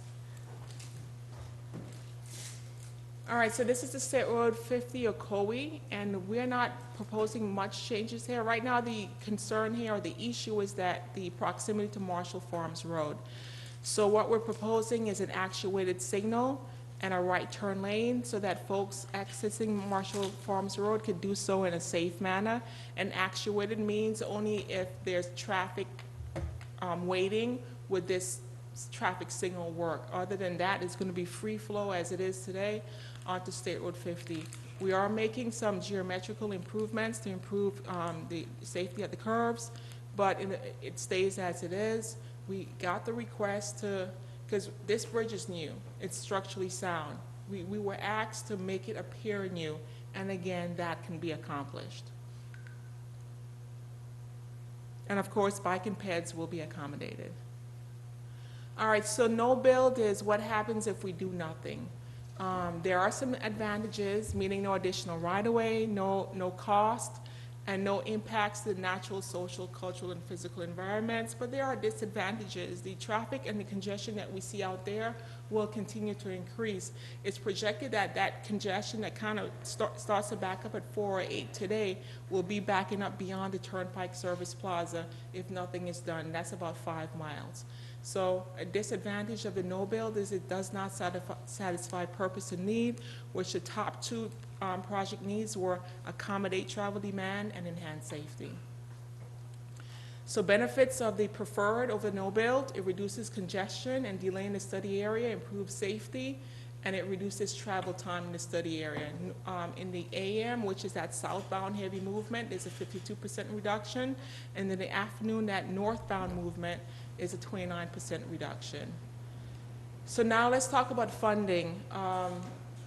At this moment, there is no funding for future project phases, but the State Road 429 interchange is the number 3 priority system-wide, so it's needed. So consideration will be given to advance funding during this Turnpike's or DOT's upcoming work program planning cycle. So that would include the State Road 408 and State Road 429 interchanges and the segment of Turnpike mainline between that. So we're talking about the area adjacent to the city of Ocoee. And this includes not only the design phases, but the right-of-way acquisition phase as well. Last slide, this is our public outreach. We began this study in August of 2019. We had a public kickoff meeting letting the community know that the study started. We want to hear their input. We got that input at the public information meeting held in August 2021.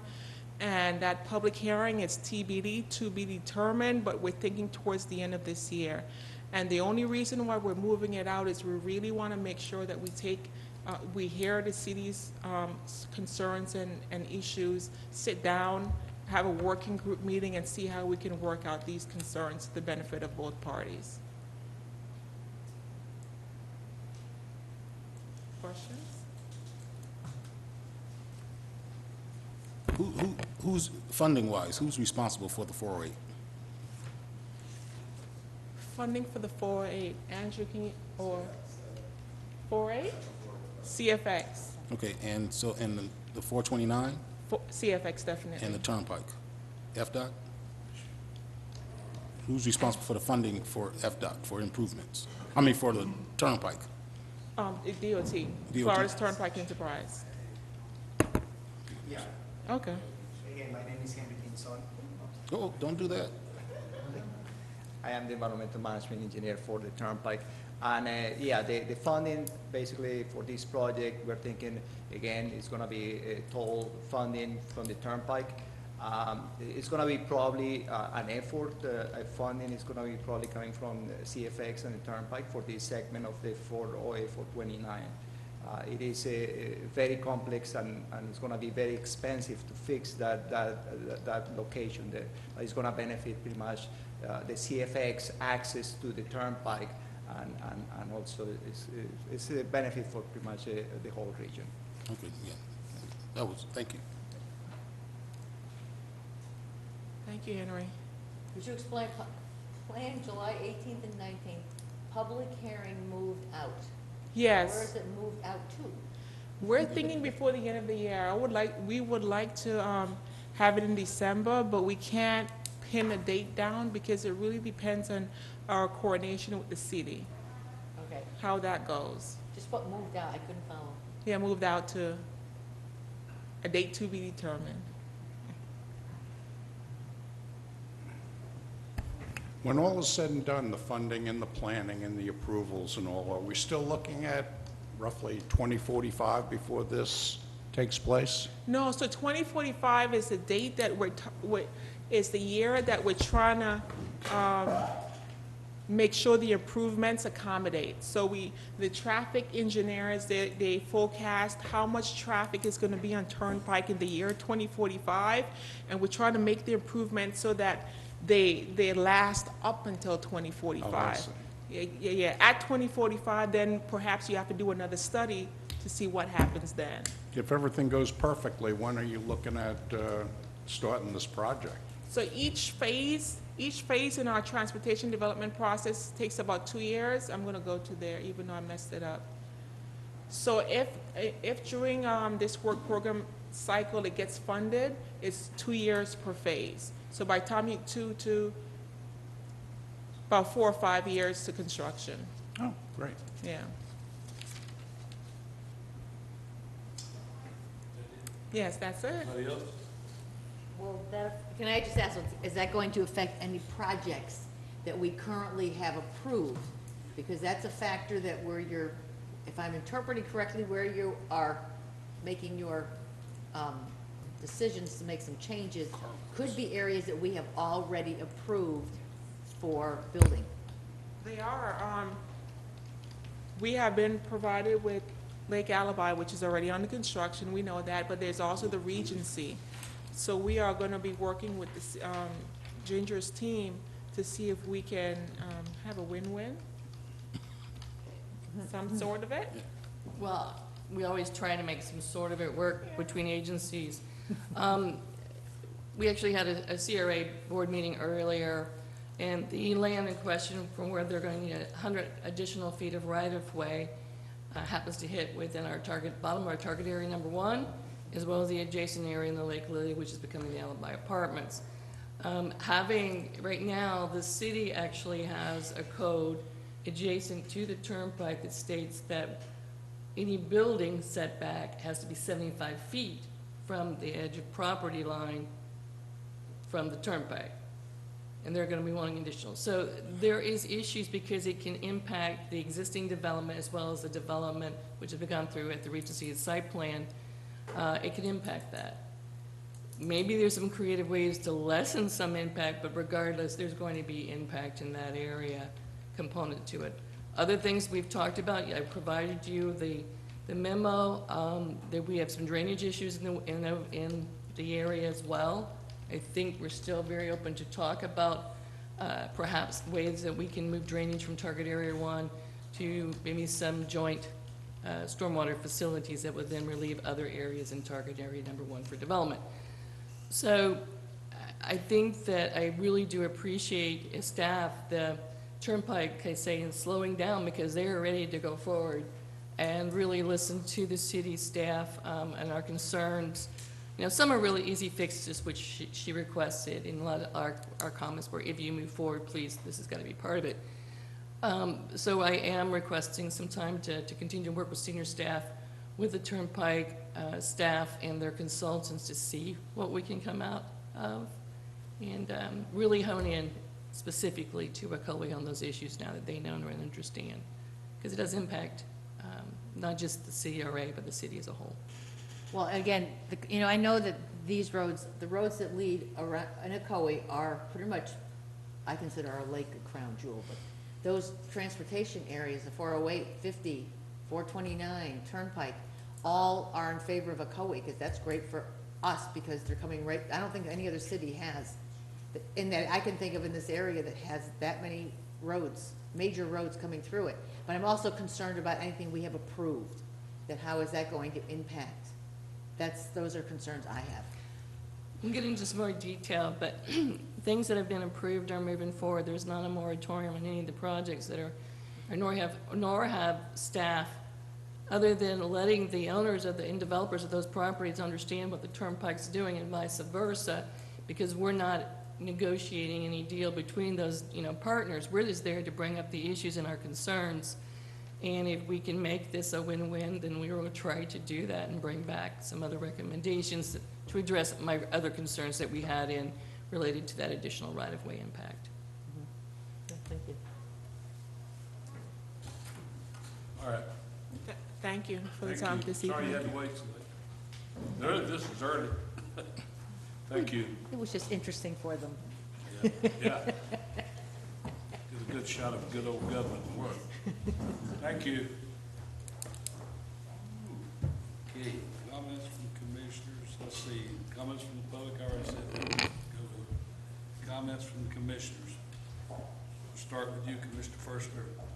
No, I don't have any comments tonight. Commissioner Wilson.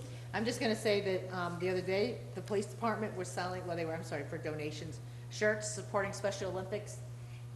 They had a booth down at DG Donuts. And it was kind of neat because, again, I'm very pleased that our police department is so involved in our community. Yep. And how they do support programs, and just nice to see them out there because they are very community oriented. The other thing is, the flags on Blueford look so good. Actually, I looked over at Rob, and he was gonna smile.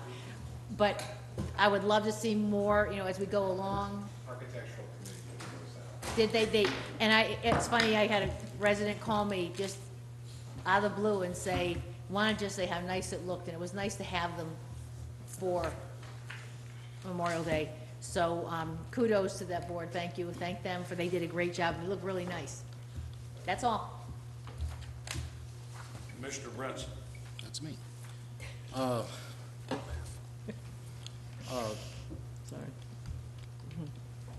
Well, Juneteenth recognizes President Abraham Lincoln freeing some of the slaves. And this coming June 18th, State Representative Geraldine Thompson will be hosting a Juneteenth event that is sponsored by her office, Wells Built Museum, as well as the City of Ocoee, here in the City of Ocoee at the Event Center. And that's going to be on Saturday, June 18th, but also on June 19th, there will also be an event that is still in the works, which will have various programs, events, exhibits, as well as face painting and things for the kids to do. So by all means, come on out and enjoy that because that's going to be, I think, a good time had by all. And also, I think what's going to happen is they're also going to be commemorating a statue that's going to be unveiled. I believe it's going to be in the state capitol.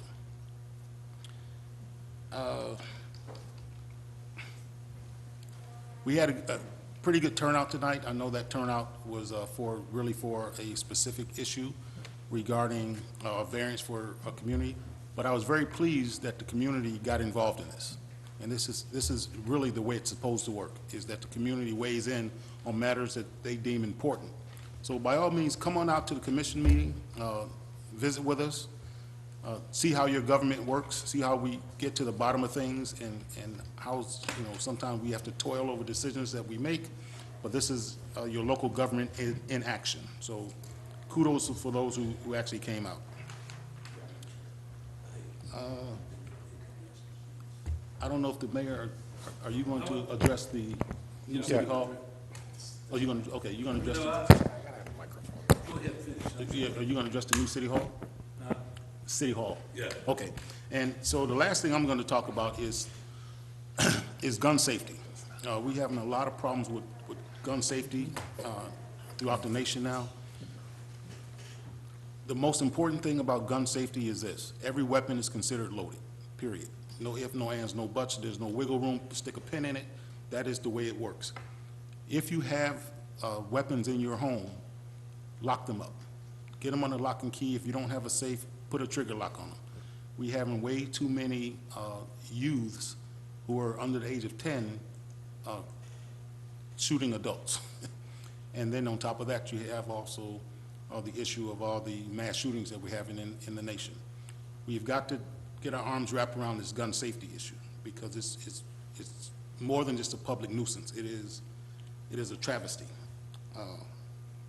But speaking of public safety, as always, I'm going to preach about vehicles and slowing down. I think they go hand in hand, but for some people, it doesn't. If you're driving your vehicle, especially now that school is out, be mindful that kids are riding their bicycles, they're playing in the streets, or they're just walking alongside the road. Be careful. Be careful. Our community needs you to be careful. I want you to be careful, so please, by all means, be careful. And I don't know if is the chief here. This is something that I talked about before, and it's something I think is important, and that is active shooter training. I know we have this discussion briefly before, but I think it's not something that we should just go away with. Partnering with Orange County Public Schools is important. This is important. I talked about this last year, and I'll talk about this again.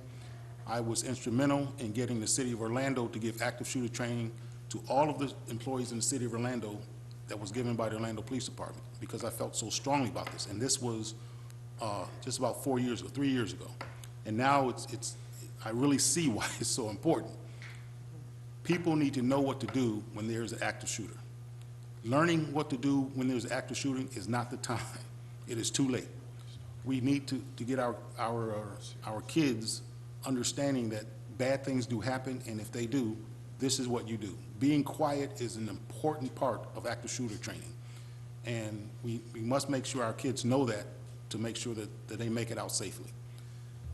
The actions of some of our law enforcement folks recently is a travesty, but we've got to still do active shooter training. That is a must. So I implore you, I've talked with the county, the school board about this already, and they assure me that they're chomping at the bit to get kids back in school so they can give that active shooter training to the educators as well as the students. And the last thing I'm going to say, it's summer. It's hot. I'm going to say this, and I'm going to say it, if I said it once, I've said it 1,000 times. Water is your friend. Thank you.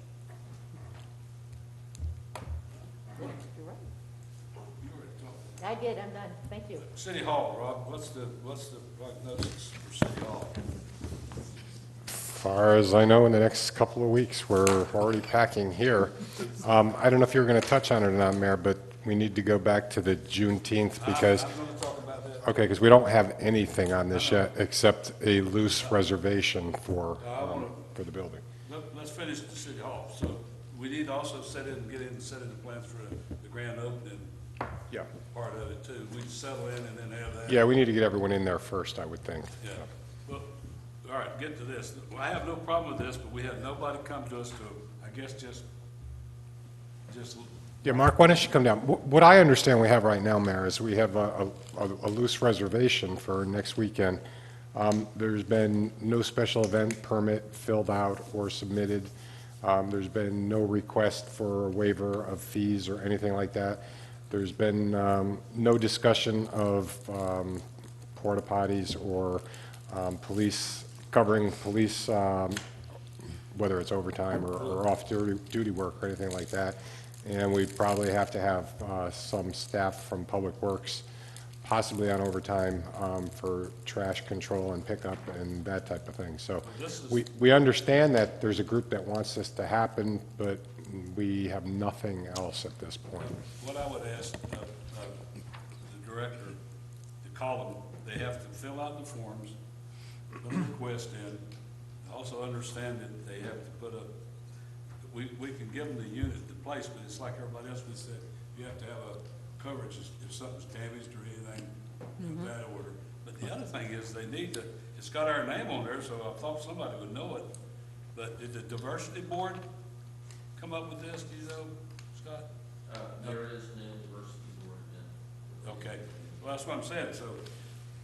Yeah, and that's, again. You just can't call us and say, hey, we're gonna use your building, because it might have been booked, matter of fact, on the Saturdays, and kind of shot this open, so. Yeah, I will tell you, Mayor, the thing that seems to stymie us the most on these things is getting a certificate of insurance, too. And a lot of times, we're right up to that day without that certificate of insurance, and I don't know if certain groups think we're just going to say, okay, don't worry about it, but we must have that. And, you know, it runs staff ragged, not necessarily with the group that wants to do this, but I'm just saying from experience in the past, we really have to have that. We need to see where the cities are named insured. That has to be presented to us so we can actually look at it and see what it's covering, and we know what, you know, what their coverage is, and then we can take it from there.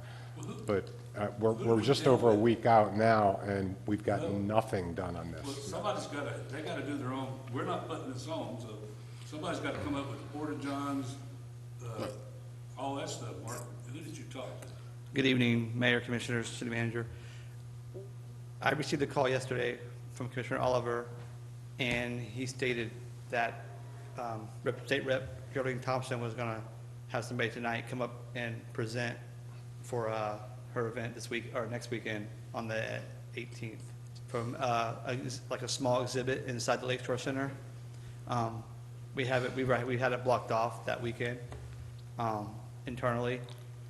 I think the other event for Sunday is different, a different group than with State Rep. Who's got Okay, So this, because I'm, Yeah. and I'll share this. I learned about this maybe 6 hours ago now, that the Representative Thompson was doing this in Ocoee. I was under the impression that all the paperwork, all the applications and permits and insurance was already done. And then after talking with Director Johnson, I found out that not only was there's a lot of missing pieces, but the other group who had spoken with someone from your office had not filled out a lot of stuff, but they were already in discussion. So to say I was blindsided by this is because I have had zero discussion about anything on that weekend until 6 hours ago, right before I came here.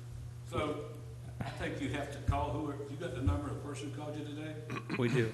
Well, you need to call them and say, first of all, is it okay if they use it that day? That's enough, and we gotta get it approved here. Was it already approved? No, No. It was not approved. no. We haven't approved it. This is the first time I've heard of this. I mean, they can't just, somebody can't just tell them to come get it and go. I know Commedia Brown is having one here.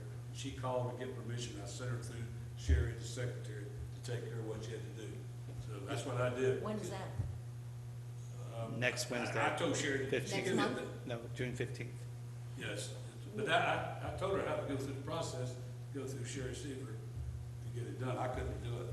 So we, But if we haven't approved, and I don't mean to interrupt your time, but if we haven't approved the, I'm sorry, giving of this, I mean, the gratis of using the facility, isn't that something that has to come from the commission? yeah. Yes. But we have no application or no one that's come, I'm not against the program, it's just I'm against, Look, can I ask Commissioner Branson, is there some Sunday? What is that? Okay, I'm going to try to tell you what I know.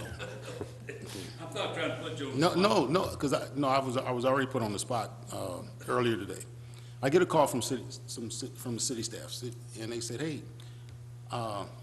Representative Thompson would like you to make mention of this flyer and program that she's having on the June 18th at the Lakeshore Center. I said, okay, no problem. So I'm thinking it's all been said and done, because I wasn't, and apparently there's going to be an exhibit in the. That's what I was told. Okay, so there's going to be an exhibit in the Lakeshore Center, in the event center. Then subsequent to that, I got another phone call from another gentleman, Mr. Antonio Phillips, saying that he wanted to do something on June 18th and the 19th. And as I'm talking to him, I was like, because I'm under the impression that these two events were combined. But as I'm speaking with him, come to find out that no, they're literally two different entities trying to do something in the same space. And so I had had a conversation with him, and I told him that he needs to call Representative Thompson, because, again, I'm under the impression that all this is already done. Her piece is already approved, funded, all the particulars are taken care of. And after I spoke with Director Johnson and Parks and Recreation staff, once I got here after 5, they assured me that it was not. And so that's where I'm at. So, I personally believe, and I have no problem with having different things happen, but it's through the process, just like what I did with what is she? She's a representative. She called me, and matter of fact, I seen her at the Cinco de Mayo, and she then called me back, and I referred her to what they had to do. She had to go through the staff, go through Sherry, and she did that. But we can't just call and tell people, yeah, and then not tell anybody. So this is gonna be, I mean, they gotta go through the process and get it, we can waive the fee, but somebody's gotta be responsible with the insurance and everything else. Yeah, absolutely. And what I shared with them was just what the city manager mentioned. I shared, is there going to be a requirement or a need for fire and police and porta johns and setup and cleanup and staff overtime if there's, if that's needed. And Antonio Phillips said that he can accommodate that piece as far as the dollars and cents. I didn't speak to Representative Thompson's office regarding, because again, I was under the impression that that was. Is he the young man that we let do something else, that young man?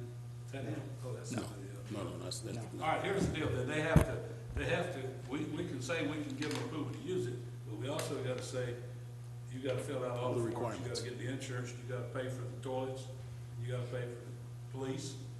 They get so Police. much an hour. Public Works, he said, Public Works. also you may have overtime staff, correct? We staff them. Besides that, you have to give us more notice. We staff events, you have trash, we have, road closures maybe. I mean, they could ask for a road So I closure. say- That's gotta be approved by the commission. All right, I say too that we're okay with letting them use it with the same requirements we give everybody else. So you have to call them, they gotta have that before they can do it. So just to clarify, Mayor, so we're thinking there might be 2 different groups. The one on Saturday and then one that might want to do something later on Saturday and into Sunday also. So what I'm trying to avoid is everyone being gone and we have some staff member here on Saturday and some group shows up and says, no, we've got this place to use. So I think we need to have some type of authorization that if they do show up during the week, within guidelines, we will. Has that group got it? The other group he's talking about, have they got it for Saturday and Sunday? No, so no one has it rented out. They for- gotta come to us also. They came to the office and talked to one of, They have to to come here staff. and get permission. I agree.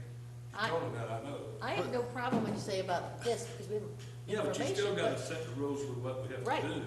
And I know it says draft here, but I'm disappointed that the city of Ocoee symbols on it when we haven't done anything. Again, I echo all But the. that's why there's Commissioner Wilson, that's why we put that draft stamp on there. Did you put draft on it? We put a draft stamp on that, just for that reason. Okay, Smart move. thank you. All right, before we, I'll give up my 10 minutes. We need to solve this problem here. Rob was gonna say something, I think. No, I wasn't going to, so I just wanted to clarify, this seems to be the only one that there's been some talk of. So, I mean, Mark, you've heard of something else, no one's come to request anything else. So I would think at some point during the week, the group that wants to do the Juneteenth next Saturday may come in and ask to fill out some stuff, but we're not going to have another commission meeting since then. So we would need to know some type of authorization if we can still pull it off, per se.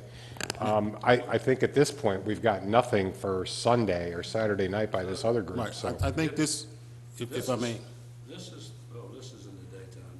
yeah, All right, here's, I'd say we approve this for Saturday and then the other could be Sunday. I would like to know, I have a problem, us giving the facility to someone we don't even know. And that's where my problem lies, is that we're then sponsoring something we have no information on. Well, I would add. And so I don't wanna give it to someone on Sunday who hasn't even Yeah, I know. ventured Here- forward. well, I think Here's I would what, yeah, suggest. I would suggest that we send a letter through the city stating what the rules are to these people and tell them, this is the process. And I mean, send it to each one of us too, that we have to go through staff or our second, Sherry or Melanie, before we tell anybody. Just tell like when that lady, she's a really nice lady, I talked to her and everything, but I told her, said, you have got to call Sherry Seaver and go through her to get it set up. Yeah, and that, I think that's fair. Huh? I think it's fair. Yeah, I mean, I'm not gonna tell them no. But did we not ask, if we have to go back through some of our minutes, didn't we ask that we wanted a certain amount of notice from Yes. someone before we gave the It was facility 30 to away? 60 I days, I believe it was think. 60, was Yeah. it 60 days? 30 or 60. 30 or 60, which means they would get the information to us. We would have this in front of us, and that would draft on it. And they'd be asked, coming to present it. So why are we deviating from that for the other group with nothing when it's less than 60 days or 30 days? Well, I asked, I will ask a request and get a consensus, I think.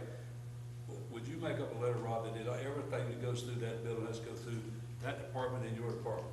For this one in particular, Mayor, or you mean for? All of it. We can't just hand it out. 60 days. It's gotta go through somebody. We got, Yeah. I mean, We could have something, see, we could have that letter, yes, and when they come in, we say, okay, here's the letter that says everything that you have to do, but they don't, all but of they, us too. right, but they don't come in generally, and, until the last minute, and, Yeah. But if you that's the start problem. enforcing that 60 days, or whatever we 30. agreed to, was it 30? If you start enforcing that, people have to adhere to it. It's like the 1,000 feet. You know, I'm just gonna say that, you have to adhere to it. And that's, I think, because I think we should be given adequate notice along with Mr. Johnson having the ability to work through all the paperwork and stuff. Yeah. what I worry about is the maintenance and cost of people to all the citizens. And then we have a responsibility of taking care of that building. If somebody goes in there without insurance, and sure as well, somebody gets hurt, we're gonna be sued, which we'll get sued anyway. Well, and I think to the city manager's point, if they don't have the insurance, they don't get to use the Yeah, facility. yeah. I mean, that's easy. They got 4 days, what's the next day? No, they have, Seventh. they They have, got 11 days. I'm okay, you know, we didn't say moving forward with this, but this other one, we don't even know who it is. We don't know. well, they've what- had the conversation with Parks and Recreation. They just don't have any. We still have to give them what the rules are. Yes, oh, I agree, You 100%. just get a hold of them, Mark. They have to fill out all the forms, get the insurance, and cover the cost of what they're gonna, who they're gonna be here taking care of. But what's about Sunday one? Well, he hadn't got anybody name turned in yet. So we're not, we They'll don't have make, to have the same stuff. There's currently no paperwork filled out yet for the later Saturday and Sunday. They just came in today and got the paperwork and talked to one of our staff members, and they left. And we told them, we did tell them the rules. Mark, did you have any paperwork for the Juneteenth one filed so far? Just that. I think you got more time. I think we hogged some of your time. But time's up, we're gonna call this. Just that flyer. What Okay. did we decide? Huh? We What do- decided that he's got a call. They Okay. have to come in and fill out the forms, get the insurance, and cover whatever the toilets and all that stuff's gonna be. Okay, And we're gonna let them have the building for free, right? is that what we, Except for the cost of, one time it was $700 and something bucks, but that wasn't counting police. are you agreeable? I mean, is everybody? Well, I'm asking. Yeah, I'm okay with this one. My problem is the Sunday one that we know nothing about. I hate giving a building away to someone we don't even know a thing that Well, they're wait till doing. he gets it, and then he can tell us. Well, I think we can do it contingent on them providing all the paperwork, Yeah, necessary insurance. Oh, was there a commission meeting Yeah. before then? Yeah. The only issue with the next Sunday one is we are not going to have another meeting before then. So if they come in, that's why we're just asking you, how do you all want us to handle it when they come in? You've missed the point where we can get commission approval now. We understand this one, if they come in and they provide us everything and they understand. June the 10th. That covers that one. I am concerned about the next day when we know nothing about it and giving They this haven't building filled away that in. blind. I know, so I'm not interested in approving that one. Okay, we won't. That's my opinion. Like, the mayor just, I mean, the mayor, I gotta say, You're the mayor. the city manager just said, they haven't done anything. But if they come in, and that's the question, if they come in and they fill out the paperwork and get all the necessary documentation that they need, can, because the space is already, it's already reserved, right? Space is on hold for them. Yeah, the space is on hold already. So, Who are they? who are- Who's these people that want it on Sunday? I don't Where know they the from? group. Are they an organization? Are they, you know what I'm saying?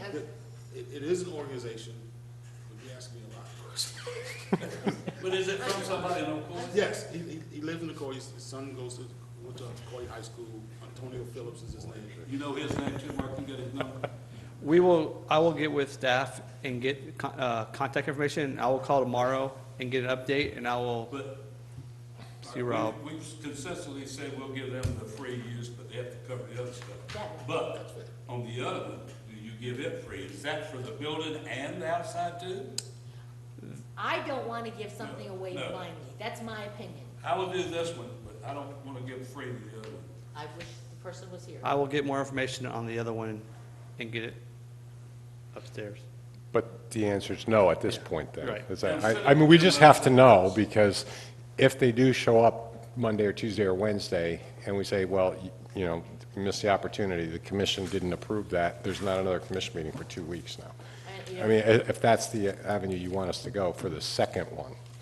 I like to support projects, but I like before I feel I can give a taxpayer-paid bill. I understand. I I just, want information. I just want to save staff sitting over there when someone comes in and says, here's the application. We're like, well, we can't do it now because you didn't come in early enough to get the commission to approve it. It still comes down to we might be commissioners and mayor, but we can't just give it away. Right. You gotta go through the office. And we have to make sure you're a responsible organization. I don't know who it is, so, I mean, We don't know it's, if there's 10 people Right. inspected or 1,000 people, you know, and that's gonna have now, a bearing. if you wanted, I could suggest this. If you felt comfortable, and this second group did come in, and they spoke with Mark and myself, and they just didn't realize what the process was, they seem like, you know, they know what they're doing, they've done this before, they're an organized group, they made a mistake, and we want to let them do it this time, we could offer that, too. I mean, it's tough without another meeting. We either do a hard no, or we say, well, tell us what you were thinking, and The city manager use his discretion and approve or disapprove it. For that one on Sunday? for the one on Sunday, yeah. I mean, they might just be caught up, and somebody thought that they did this, somebody else thought that they got approval. And, you know, there could already be people coming on Sunday that we don't know about. I would, Is it open to the public? I'd rather, That's it. Everything's open to the public from what I. What do we know? We haven't submitted anything. They It's not open to the public, you shouldn't waive the fee. They stated that it was, I believe it's open to the public. I can't 100% for sure say that, but they were going to have. It's got to be open to the public. Yeah, they're going to We won't even have consider it food, otherwise. face Right. painting, and other activities Are in they the using the field or the? field they gotta do and the the same building. thing, they gotta hire the police, they gotta hire. Right. Port John. Correct. Okay. Correct. all right. Do we Don't look take at- care of Right. it. I doubt they're going to be able to put that all together from this point for next I weekend. know, I have people call me all the time wanting to know if they can have that place. I said, I cannot do that. You gotta go through staff. Yeah, That's fair. Not my job. That's fair. Because, everybody wants to use it So is it consensus to give it to the city manager? for that Sunday. Yeah. Through Mark. Right. I'll get with Mark. If they do show up and they bring more information and, you know, they're capable of holding this and doing it correctly, and they have the correct insurance, and there was some misunderstanding as to why they didn't show up tonight to ask for this.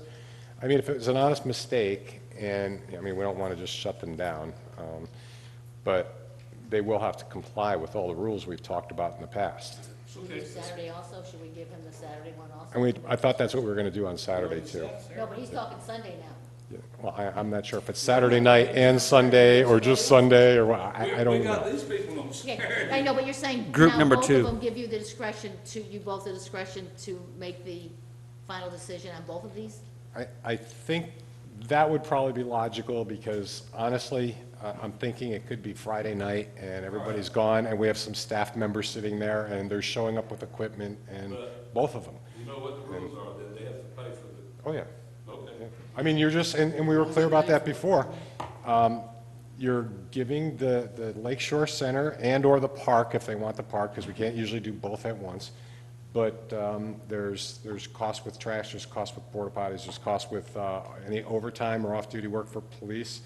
If the fire chief decides he's got to have a rescue standby or something because of the number of people, yeah, there's cost for that too. And I'm hearing you don't want to assume any of those costs. They're responsible for that. Okay.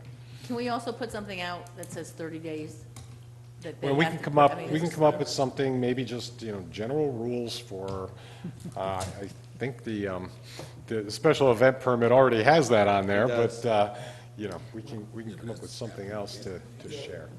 I'm just saying, put it, even, all of us gotta understand, we just can't tell people that. Okay, yeah, we'll put something together. I'll get with Mark and we'll put something together so you all guys we will have to have do is that bring it up, too. we'll send it to the staff and work it out. All right, now I need my 10 minutes. Thank you. No, I'm just kidding. I'm kidding. Short one tonight. Shit. It never seems to work that way.